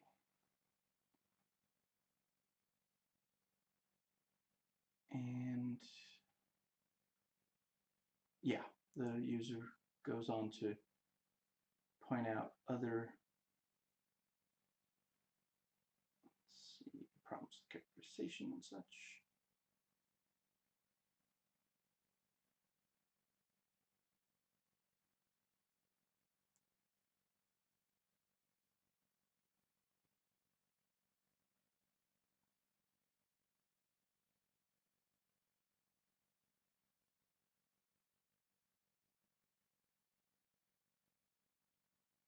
Okay.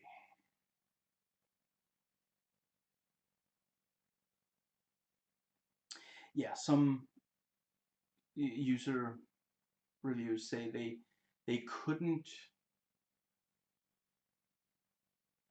they had trouble, they didn't like the characters and they had trouble sympathizing with them and such. And that is definitely, it is a problem for the movie that they're so difficult to, you just, very few people would behave like this in real life. And let's see.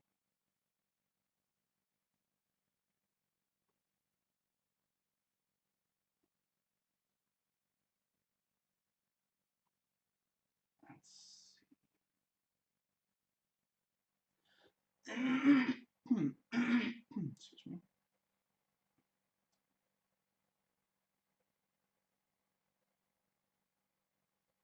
Okay. I have got to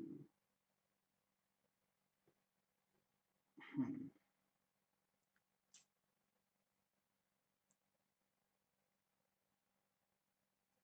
Okay, so there's that. Yeah, yeah, I think it'll be okay. So, again, apologies for the.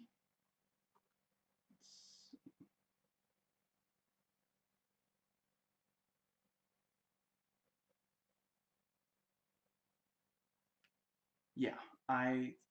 Let's see.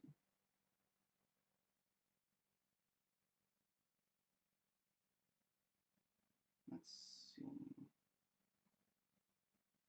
An Aussie movie with no Aussies. That is kind of weird. I. Yeah, I mean, I guess the. Let's see. Technically, like, extras and, like, it's not that there are absolutely no Aussies, but they have such small roles. Yeah, I don't know.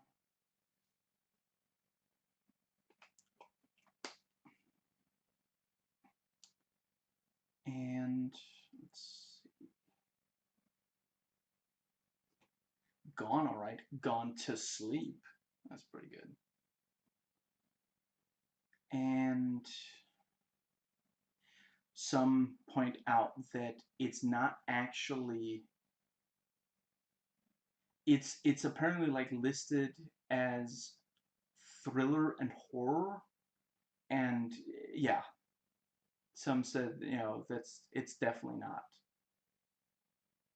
I don't know exactly what I guess psychological thriller you could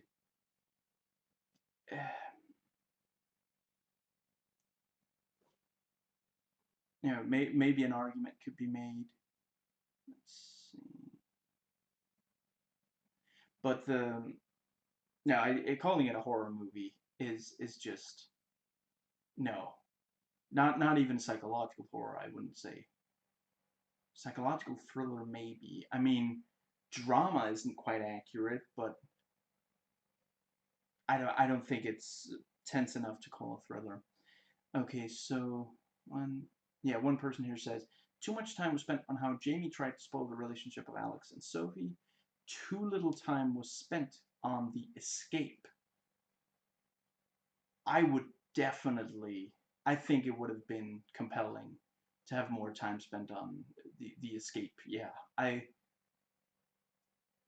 the ending really should have been bigger and longer. That's what she said. And lots of people bringing up Wolf Creek.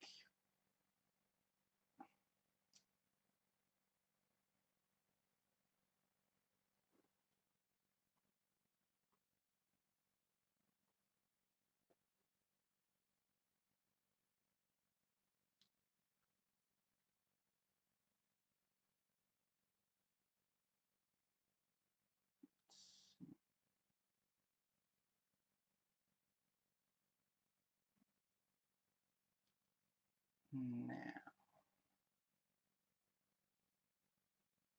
I think.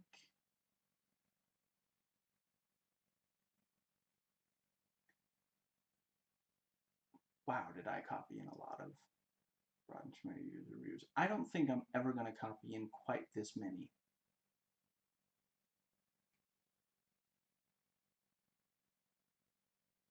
And still going. I think I'm about. Okay, so that was page 28, apparently. Pretty close to being all the way through them. And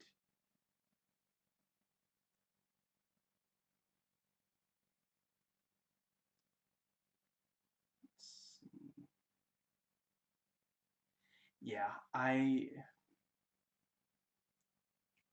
think the movie needed bigger events for it to quite qualify as a thriller. You know, the like, yeah, more dramatic events, and at least slightly faster pace, more events also. It, yeah. But I mean, if you like the movie, oh, that's right. Yeah, I meant to, yeah, 35. Yeah, that's right. It's not even on Metacritic. Yeah, that's part of why I had to like, yeah. Okay. So anyway, if you like the movie, that's great. You know, I'm not looking to make anyone like dislike the movie if you do like it. That's not at all what I'm. Excuse me. Okay, that brings us to IMDb. Excuse me, IMDb. So yeah, there's just the one tagline: "The trip of a lifetime." So it has a 5.4 on IMDb based on 3,756 votes, with, yeah, 22% gave it a 6, 21 a 5, 16 7, 10 4. Yeah.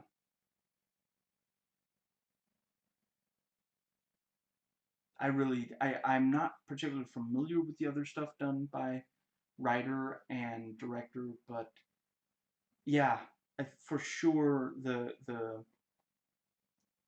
clearly they have some skill. And let's see. Yeah, there's only 3 IMDb trivia entries, and yeah, and 2 goofs. Let's see.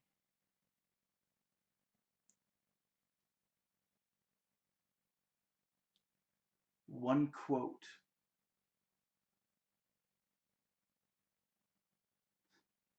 and 1 connection.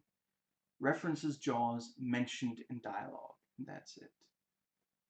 But it does have the soundtrack.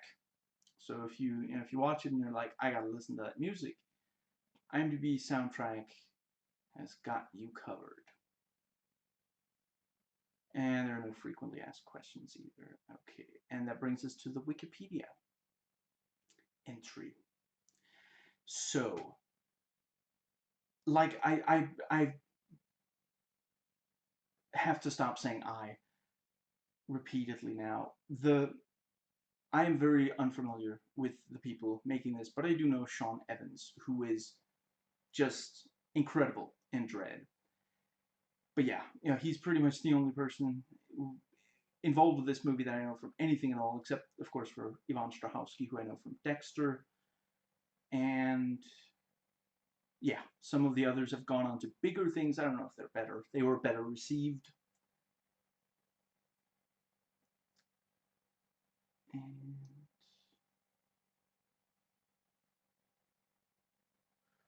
excuse me.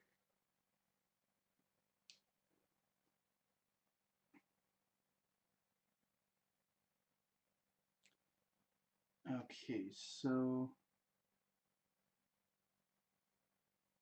let's see.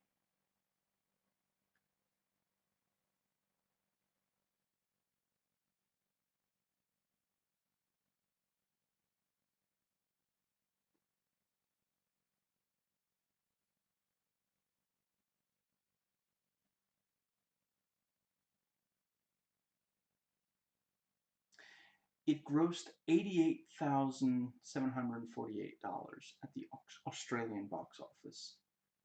I don't see anywhere where it says what it cost, though. And let's see.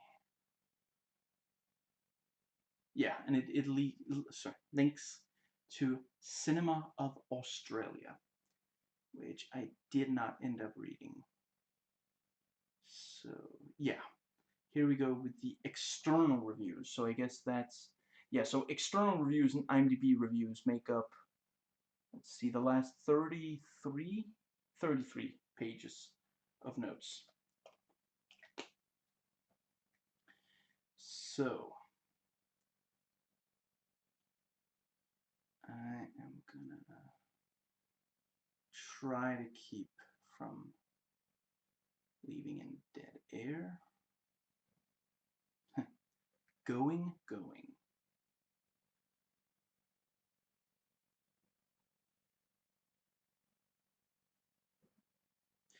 It vanished from cinemas after a very short run, losing out to bigger budget fare like The Number 23. I mean, The Number 23, certainly there's more to latch onto, but I find that the ending of that movie is far too frustrating to, I mean, if I had to choose, let's say, trapped on a deserted island, I get to have a copy of The Number 23 or Gone. I mean, that's a tough call for me. I mean, I guess overall, at the end of the day, I guess I'm gonna go with Number 23, but I wouldn't say that it's like, but people wanted to see Jim Carrey, and I mean that's the thing. The concept of that movie is legitimately like it's, yeah. Anyway,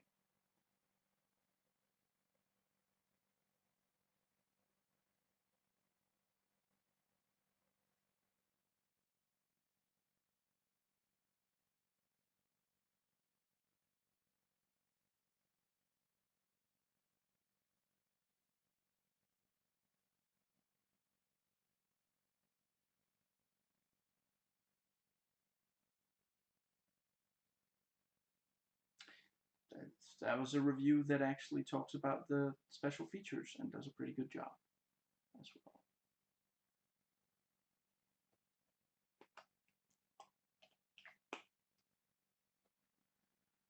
So let's see.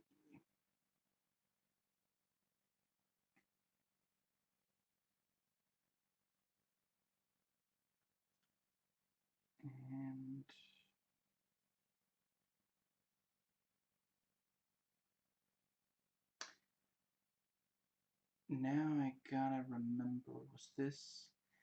This was during a time where I did not note. Yeah, to save on my wrists, I took a break from noting in notes about stuff I especially wanted to bring up.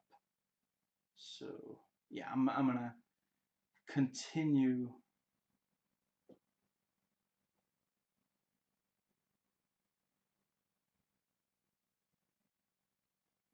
Excuse me.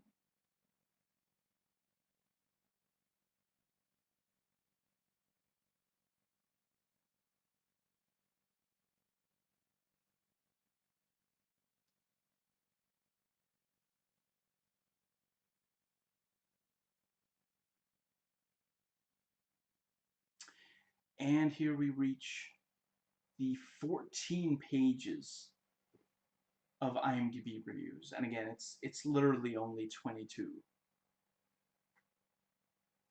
I Like I said, I ultimately find this movie to be average at best, but it deserves more than 22 reviews.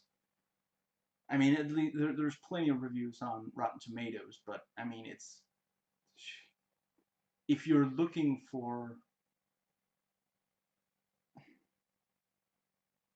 I guess what I'm trying to say is I'm not the biggest fan of the, I feel like you have to, I mean, given the whole tennis elbow carpal tunnel thing, for me, clicking many times to read very many reviews is obviously not something I'm very fond of.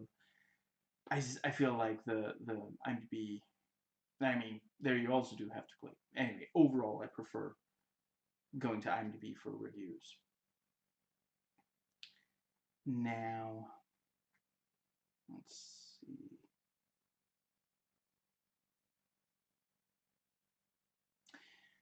one person says criticizes the lack of character development. I was left wanting to know more about them. An Australian outback thriller with potential but went nowhere. So I'll put and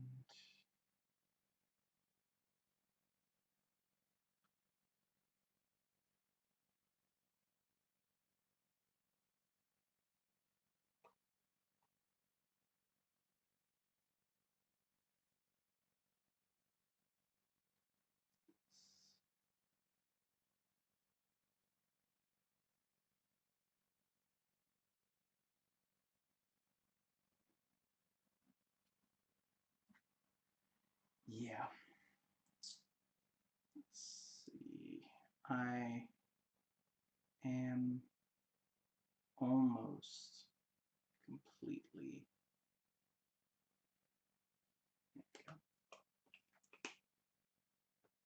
I feel like Yvonne Strahovski, her name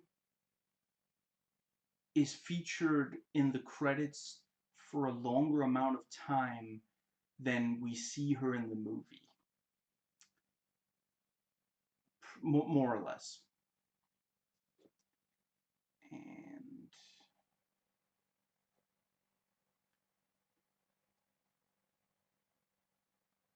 Gone, despite the lame title, is an enjoyable film from first-time director Raymond Letwich.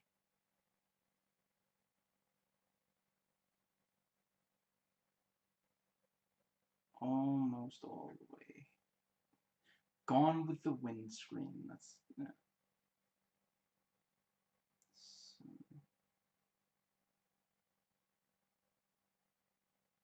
one person says they wish they rented Crocodile Dundee.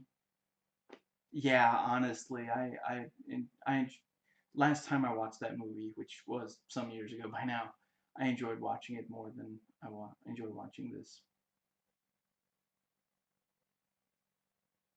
I think I did enjoy the, you know, the when I watched this in 2016, I think I enjoyed it more than in 2011 or today. Okay, so one person says it's the worst movie I've ever seen.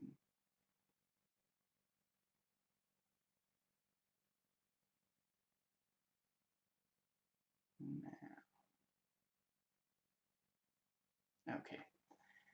So, let's see. I am gonna try not to spend very long trying to think of if there's anything last moment I want to say.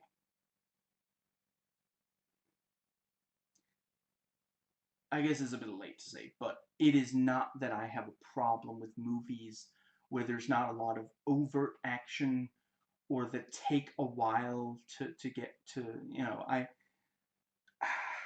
I want to try to make sure I use the right title.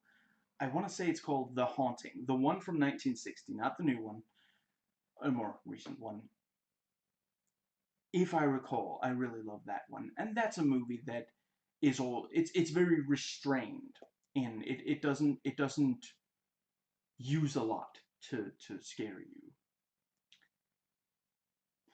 I think an argument could be made that the Spanish movie The Orphanage, El Orfanato, I want to say it's called, pronounced rather. Pretty sure those are the right words at least. I'm glad my Spanish teacher isn't here.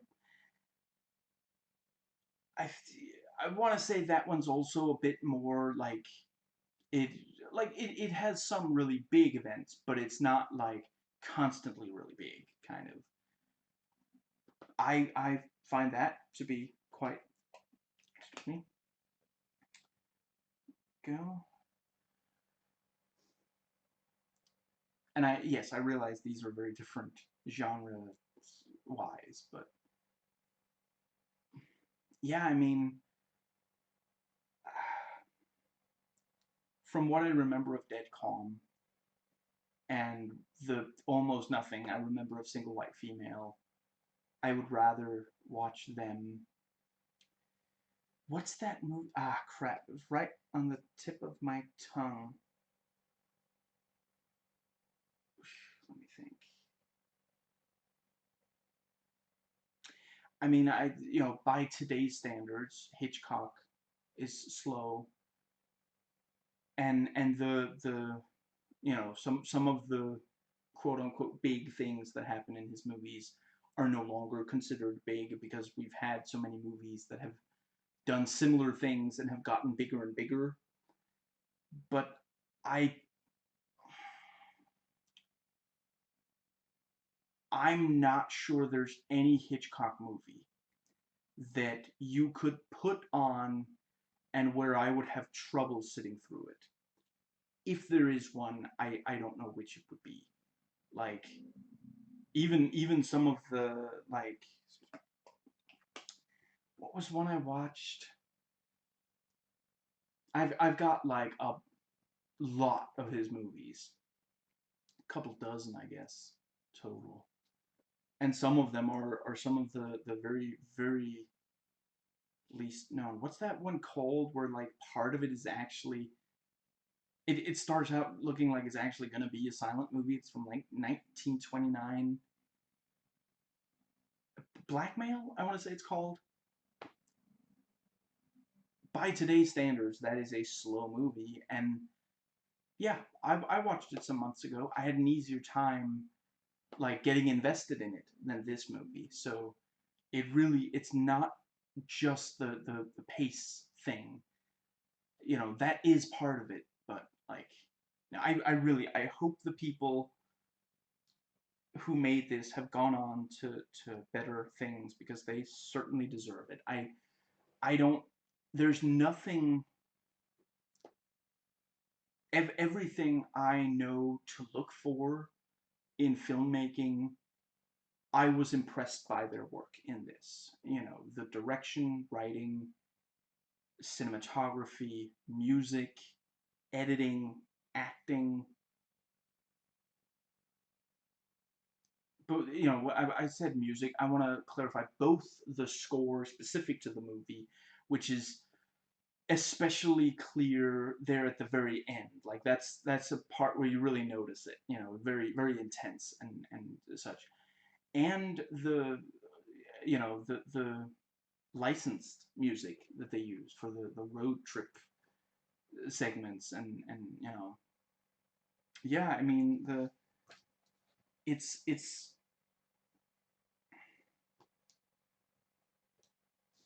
just frustrating the characterization, the I guess part of the fact that the slow pace, part of it is that for so much of the movie almost nothing actually happens. Like it's too small to be like if this was a short movie, if this was like 20 minutes, short movie, short film, I think it's the term. I think maybe that would be, but it feels like maybe like there are some movies where basically like you know what's it called? Lena Headey is in it. Broken Mirror or something. I don't remember what it's called. I saw someone point out that basically the concept. I mean, it should have been an episode of The Twilight Zone, basically, because it's a good concept, but there's just not enough material to fill a feature length running time. So they pad it like crazy. And yeah, I mean, at the end of the day, I mean, I guess technically speaking, the plot is essentially always moving. I'm not sure I could point to any like specific scene that I would be like, oh, they really should have just cut this from the movie overall. It's more that there needed to be bigger events, like some kind. I know I said that I like that we don't know what happened in Thailand. I know I like we don't know what happened to Ingrid. I'm not really, I'm not taking that back, but hypothetically, if every so often there was something a bit bigger, let's hypothetically say, let's hypothetically say that when Ingrid, when like when Taylor says that Ingrid said that she just left without saying goodbye. If there was like just this, like maybe when he said, he says that, and you get like a close up of a smile and just like brief intercut of like a flashback to him washing blood off his hands, and then cut back to his eyes or something, every so often have something more, yeah, something bigger there. I think that really would have helped. As it is, it's a slow burn. That's all well and good, but it's too slow of a slow burn. It's basically like uh, the like the and the flame is so small that it just goes out. It never really amounts to anything, and that's really too bad. The ending shows that they could have gotten something like that level of intensity should maybe have been. I realize it would have made the movie very different, and that wasn't the movie they wanted to make, clearly, or they would have, like, what was that, a year and a half? Why didn't, given that there's a 29 and a half minute, quite informative, as I saw someone refer to it as fly on the wall, documentary on the DVD, why hasn't anyone added, like, if I still did that sort of thing, I would add a bunch of trivia from the actual, like, there's interesting stuff in the, that you could put as trivia that would be like people would watch it in a different way, kind of. And anyway, yeah, I if they spent a year and a half on the script, clearly this is the movie they wanted to make. And like in the making of, it's not like I realize I'm not going to spend very long on this digression, I promise you, but I found it very interesting and telling. I want to say it was a documentary. The movie The Fountain, there was supposed to be a lot more of the stuff with the conquistador and the big army.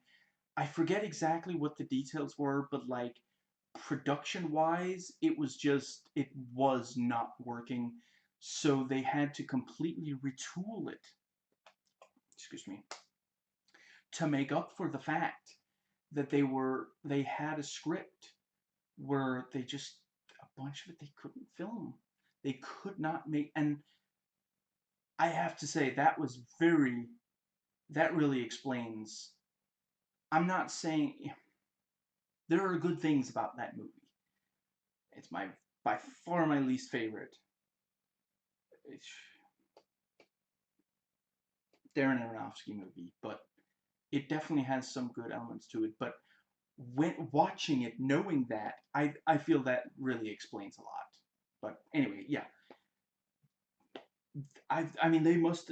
I figured they would have said, if they talk about all the production problems, it really doesn't feel like the movie was actually hurt. Like the final product was actually hurt by how difficult the production was. It seems like, yeah, they had to work really hard, but they did, and they ended up shooting the material that they were trying to shoot. They, if they mention something, then I've forgotten by now. If they mention something in the documentary that was like, well, they had to completely change this scene because it was much harder to shoot than they thought, or something. But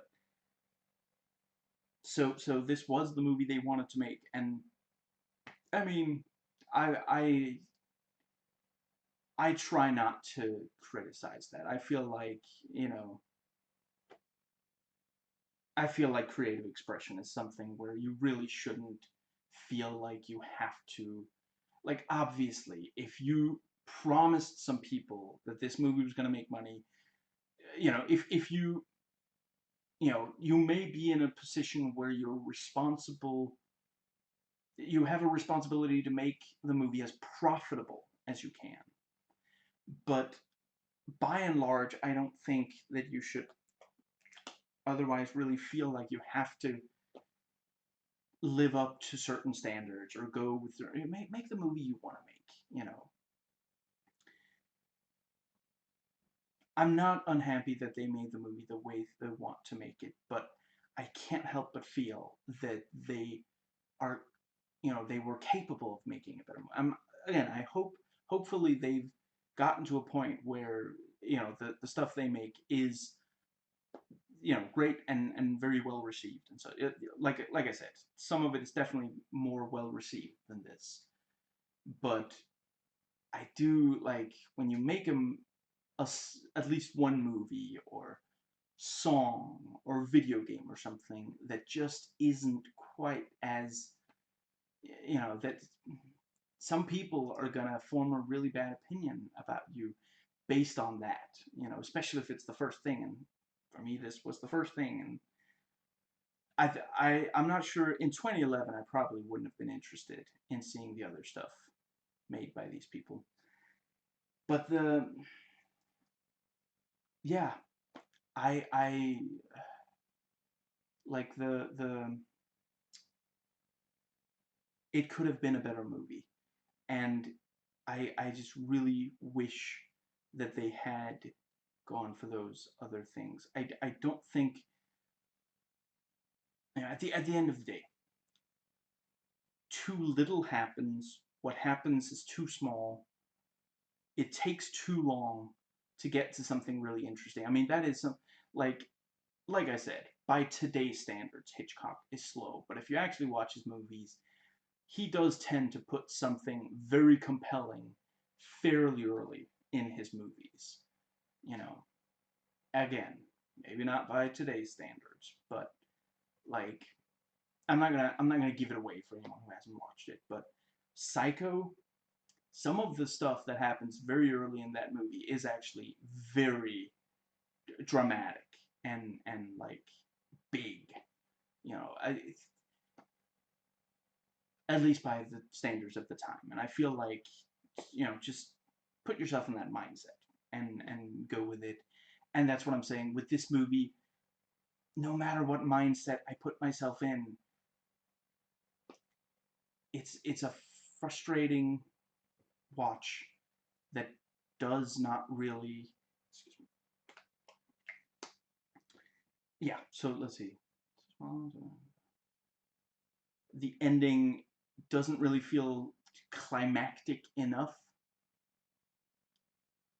Honestly, some of the ending almost could have been like the start of the climax, or like if it happened like halfway through the movie, she realized, Alex has recently died, and she realizes about. Excuse me. Let's go make sure to silence mortal. And yeah, like 1 second. Yeah, hypothetically, let's say there was 40 minutes of movie left when he climbs into he's in the back of the car, she's driving fast, and like she you know yeah, she does the thing where it ends with him falling out of the back of it, and then like let's see, let's hypothetically say, yeah, so he falls back out, and she like looks in the rearview mirror, and I don't know what. I'm trying to come up with a reason for her to drive off without finishing him off. Let's see. Let's say that maybe. Okay, you know what? I'm sorry. I can't come up with one. What I'm saying is hypothetically, you know, feel free to, if you have a great idea, put it in the comments. I feel like there's a lot of CTAs in one video for me these days. Yeah, so right. I am, yes, I don't know exactly why she doesn't finish him off, but she doesn't finish him off. She drives, and gets into town or something. And maybe it's like, yeah, let's hypothetically say that she feels bad about finishing him off. So she like he seems to be unconscious. So she ties him, yeah, she like yeah, she ties his wrists behind his back or something. Maybe I don't know. Maybe for some reason they had handcuffs in the car, and she handcuffs him, his hands behind his back. She drives off. She gets to a nearby place. She goes to the police and says, "There's this psychopath. I managed to, I left him out. He's I don't know 10 miles out of the, and the police are like, let's go." And so they go, and he's not there anymore. And like, I don't know, let's say that, not long after that, it's revealed that someone drove by and spotted him. And, they didn't know who he was, so they took him into their car and they drove in, and now he's back in town. And Sophie goes back to the town, and she doesn't know where he is. And the police don't believe her because she said there would be a psychopath, and she wasted a lot of time for at least one cop driving all the way out there. So she gets back to town. She has no idea where, I almost forgot his name, Taylor Jamie is, but he's somewhere in town, and she doesn't have enough gas, or petrol, to drive. She has to stop in town, and she gets, she goes up to a gas station, petrol station. I forget what those were called, British English, and gets the gas, and she's like cautiously looking all the way around her or something. And I don't know. Let's say, yeah, like he manages to, he manages to grab her and put her in his car, in the car he stole from the person who drove him to town. And he like drives her to the motel, and like, I don't know, like ties, was like covers her mouth so she can't scream, takes her into a motel room or something, and maybe the person who drove him is already tied up in there and her mouth is covered or something. And he leaves the two of them alone in the room together, and I don't know, maybe he's gonna burn the entire place to the ground or something. So he goes down, he's gonna talk to the landlord and say, "Oh, I got this problem, you better come here." And the landlord turns his back, so Taylor like hits him in the back of the head. Maybe he takes like a fire extinguisher or something, and he like pours a bunch of gasoline outside and starts the fire. And then like, and so you have these two young women in this hotel room, and like their faces, they can't scream, and they can smell that the smoke is so they like struggle and manage to get loose. One of them gets loose, unties the other one, and so now they have to get out knowing that Jamie is out there. So they like get some kind of, I don't know, yeah, maybe one of them gets like a fire extinguisher also, and the other one gets like, I don't know, what do you have in like a regular motel? I don't know, it'd be kind of funny if they grab the Bible from the nightstand or something, smacks him over the head with that, or something, and they go out there, and there's like an actual fight, like it's a genuine fight. And like while this fight is going on, every so often it'll cut to the outside, like, yeah, like he chases them back in there because they're still a little scared of him. So they, all three of them have got like a weapon ready, and they're standing there. And he's completely psycho by now. He doesn't even care if he dies in these flames.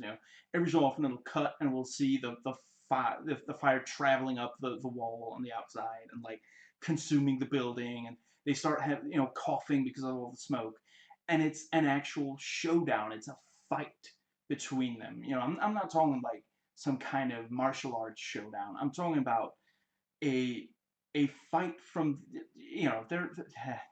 So the thing is, I can't give examples without spoiling the ends of those movies, but there are thrillers, including psychological thrillers, that end with at least something of a fight. And like the death should also be like, it's it's not terrible, the thing with backing over him kind of thing, yeah, but it could be bigger, some kind of like, let's see, maybe finally like the fire, like, yeah, they managed to hit him so much that he can't fight back, and like they're about to finish him off, and he can just barely move, so he like, they knocked him down, so he gets up and like runs towards a window and jumps through the window. And because they're so high up, even the fall by itself would probably kill him, but he also lands on something like sharp or heavy or something like, maybe like maybe they have like a sundial and he gets impaled or something. Just something bigger. I'm not saying the movie would have to be exactly the way, use all the ideas that and obviously, I realize that no one's gonna take all these things I've said and make a movie like that. It'd be nice, but that's not gonna happen. I'm not saying that. I realize I don't have that kind of power. I'm just saying I think the movie could have been better. I think some of the things I've said could make it better, and now I've hopefully by now given an idea of what I feel the movie should be or should be closer to for it to be a better movie than it is. I find that sometimes it's very useful in criticism to try to explain what it should have been, like give examples of what it could be like, and that sort of thing, because I really do think there was good stuff here. There was something interesting, but yeah, and I fully acknowledge that my idea would not, that I like, excuse me, I like the fact that the movie ends in the middle of nowhere, and the fact that it's a good contrast because it doesn't start in the middle of nowhere.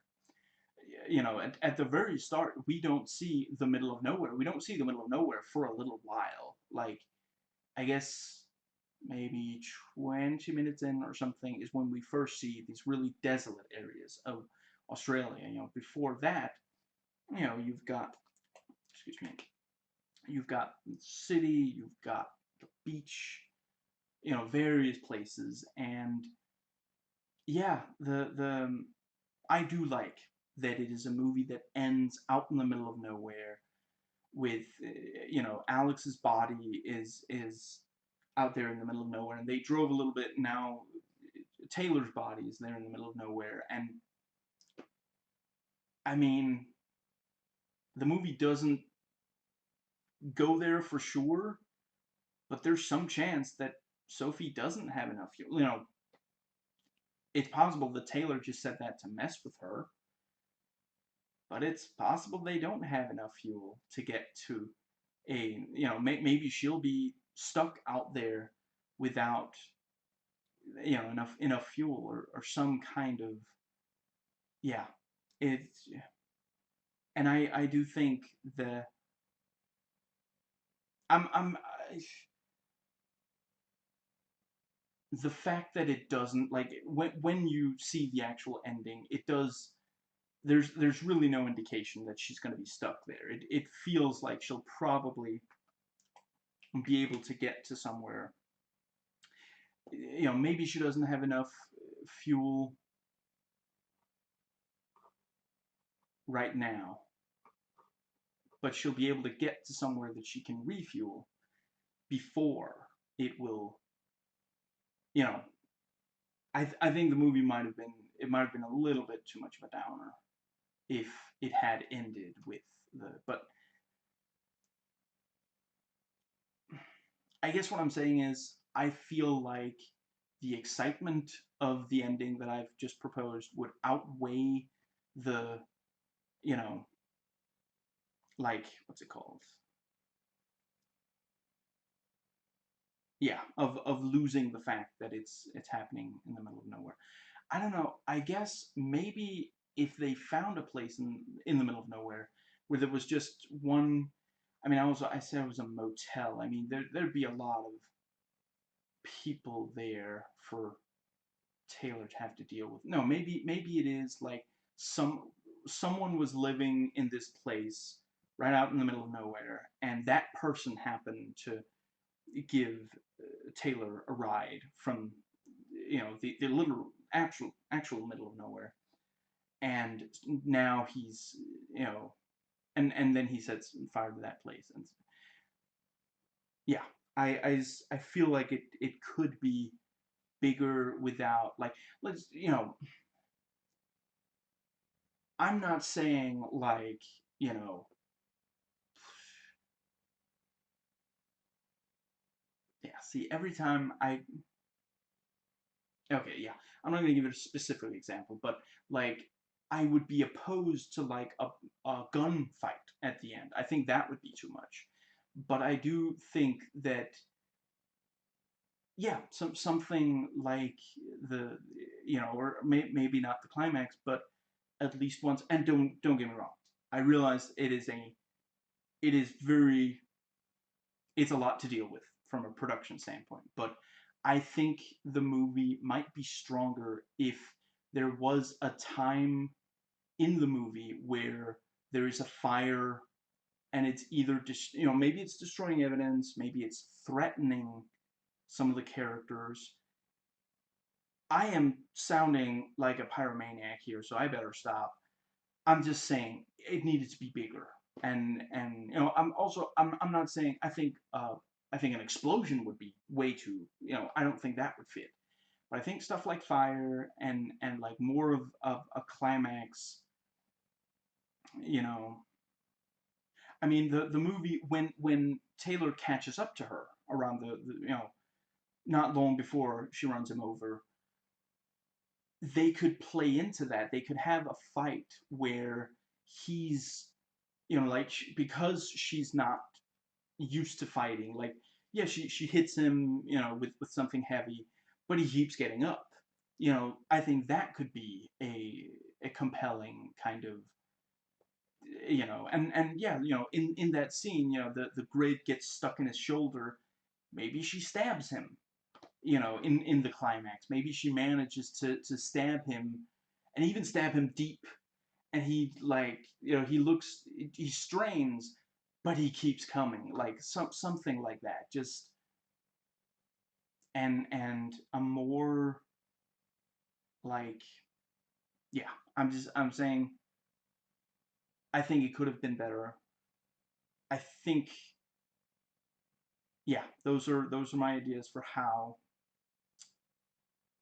Yeah, I think I might actually after I'm done recording check out the other work. Look up advert just as a start. Look up the other stuff done by the writer and the director, and yeah, I think that is pretty much. So I let's see. Yeah, since this is the end of the video, I am just briefly gonna show the cover for those so inclined. And yeah. So let's see. I'm gonna try to catch the light in a good. There, that gives you a pretty good look at it. Yeah. So I hope you enjoyed watching, as I enjoyed watching and recording, and I'll catch you next time.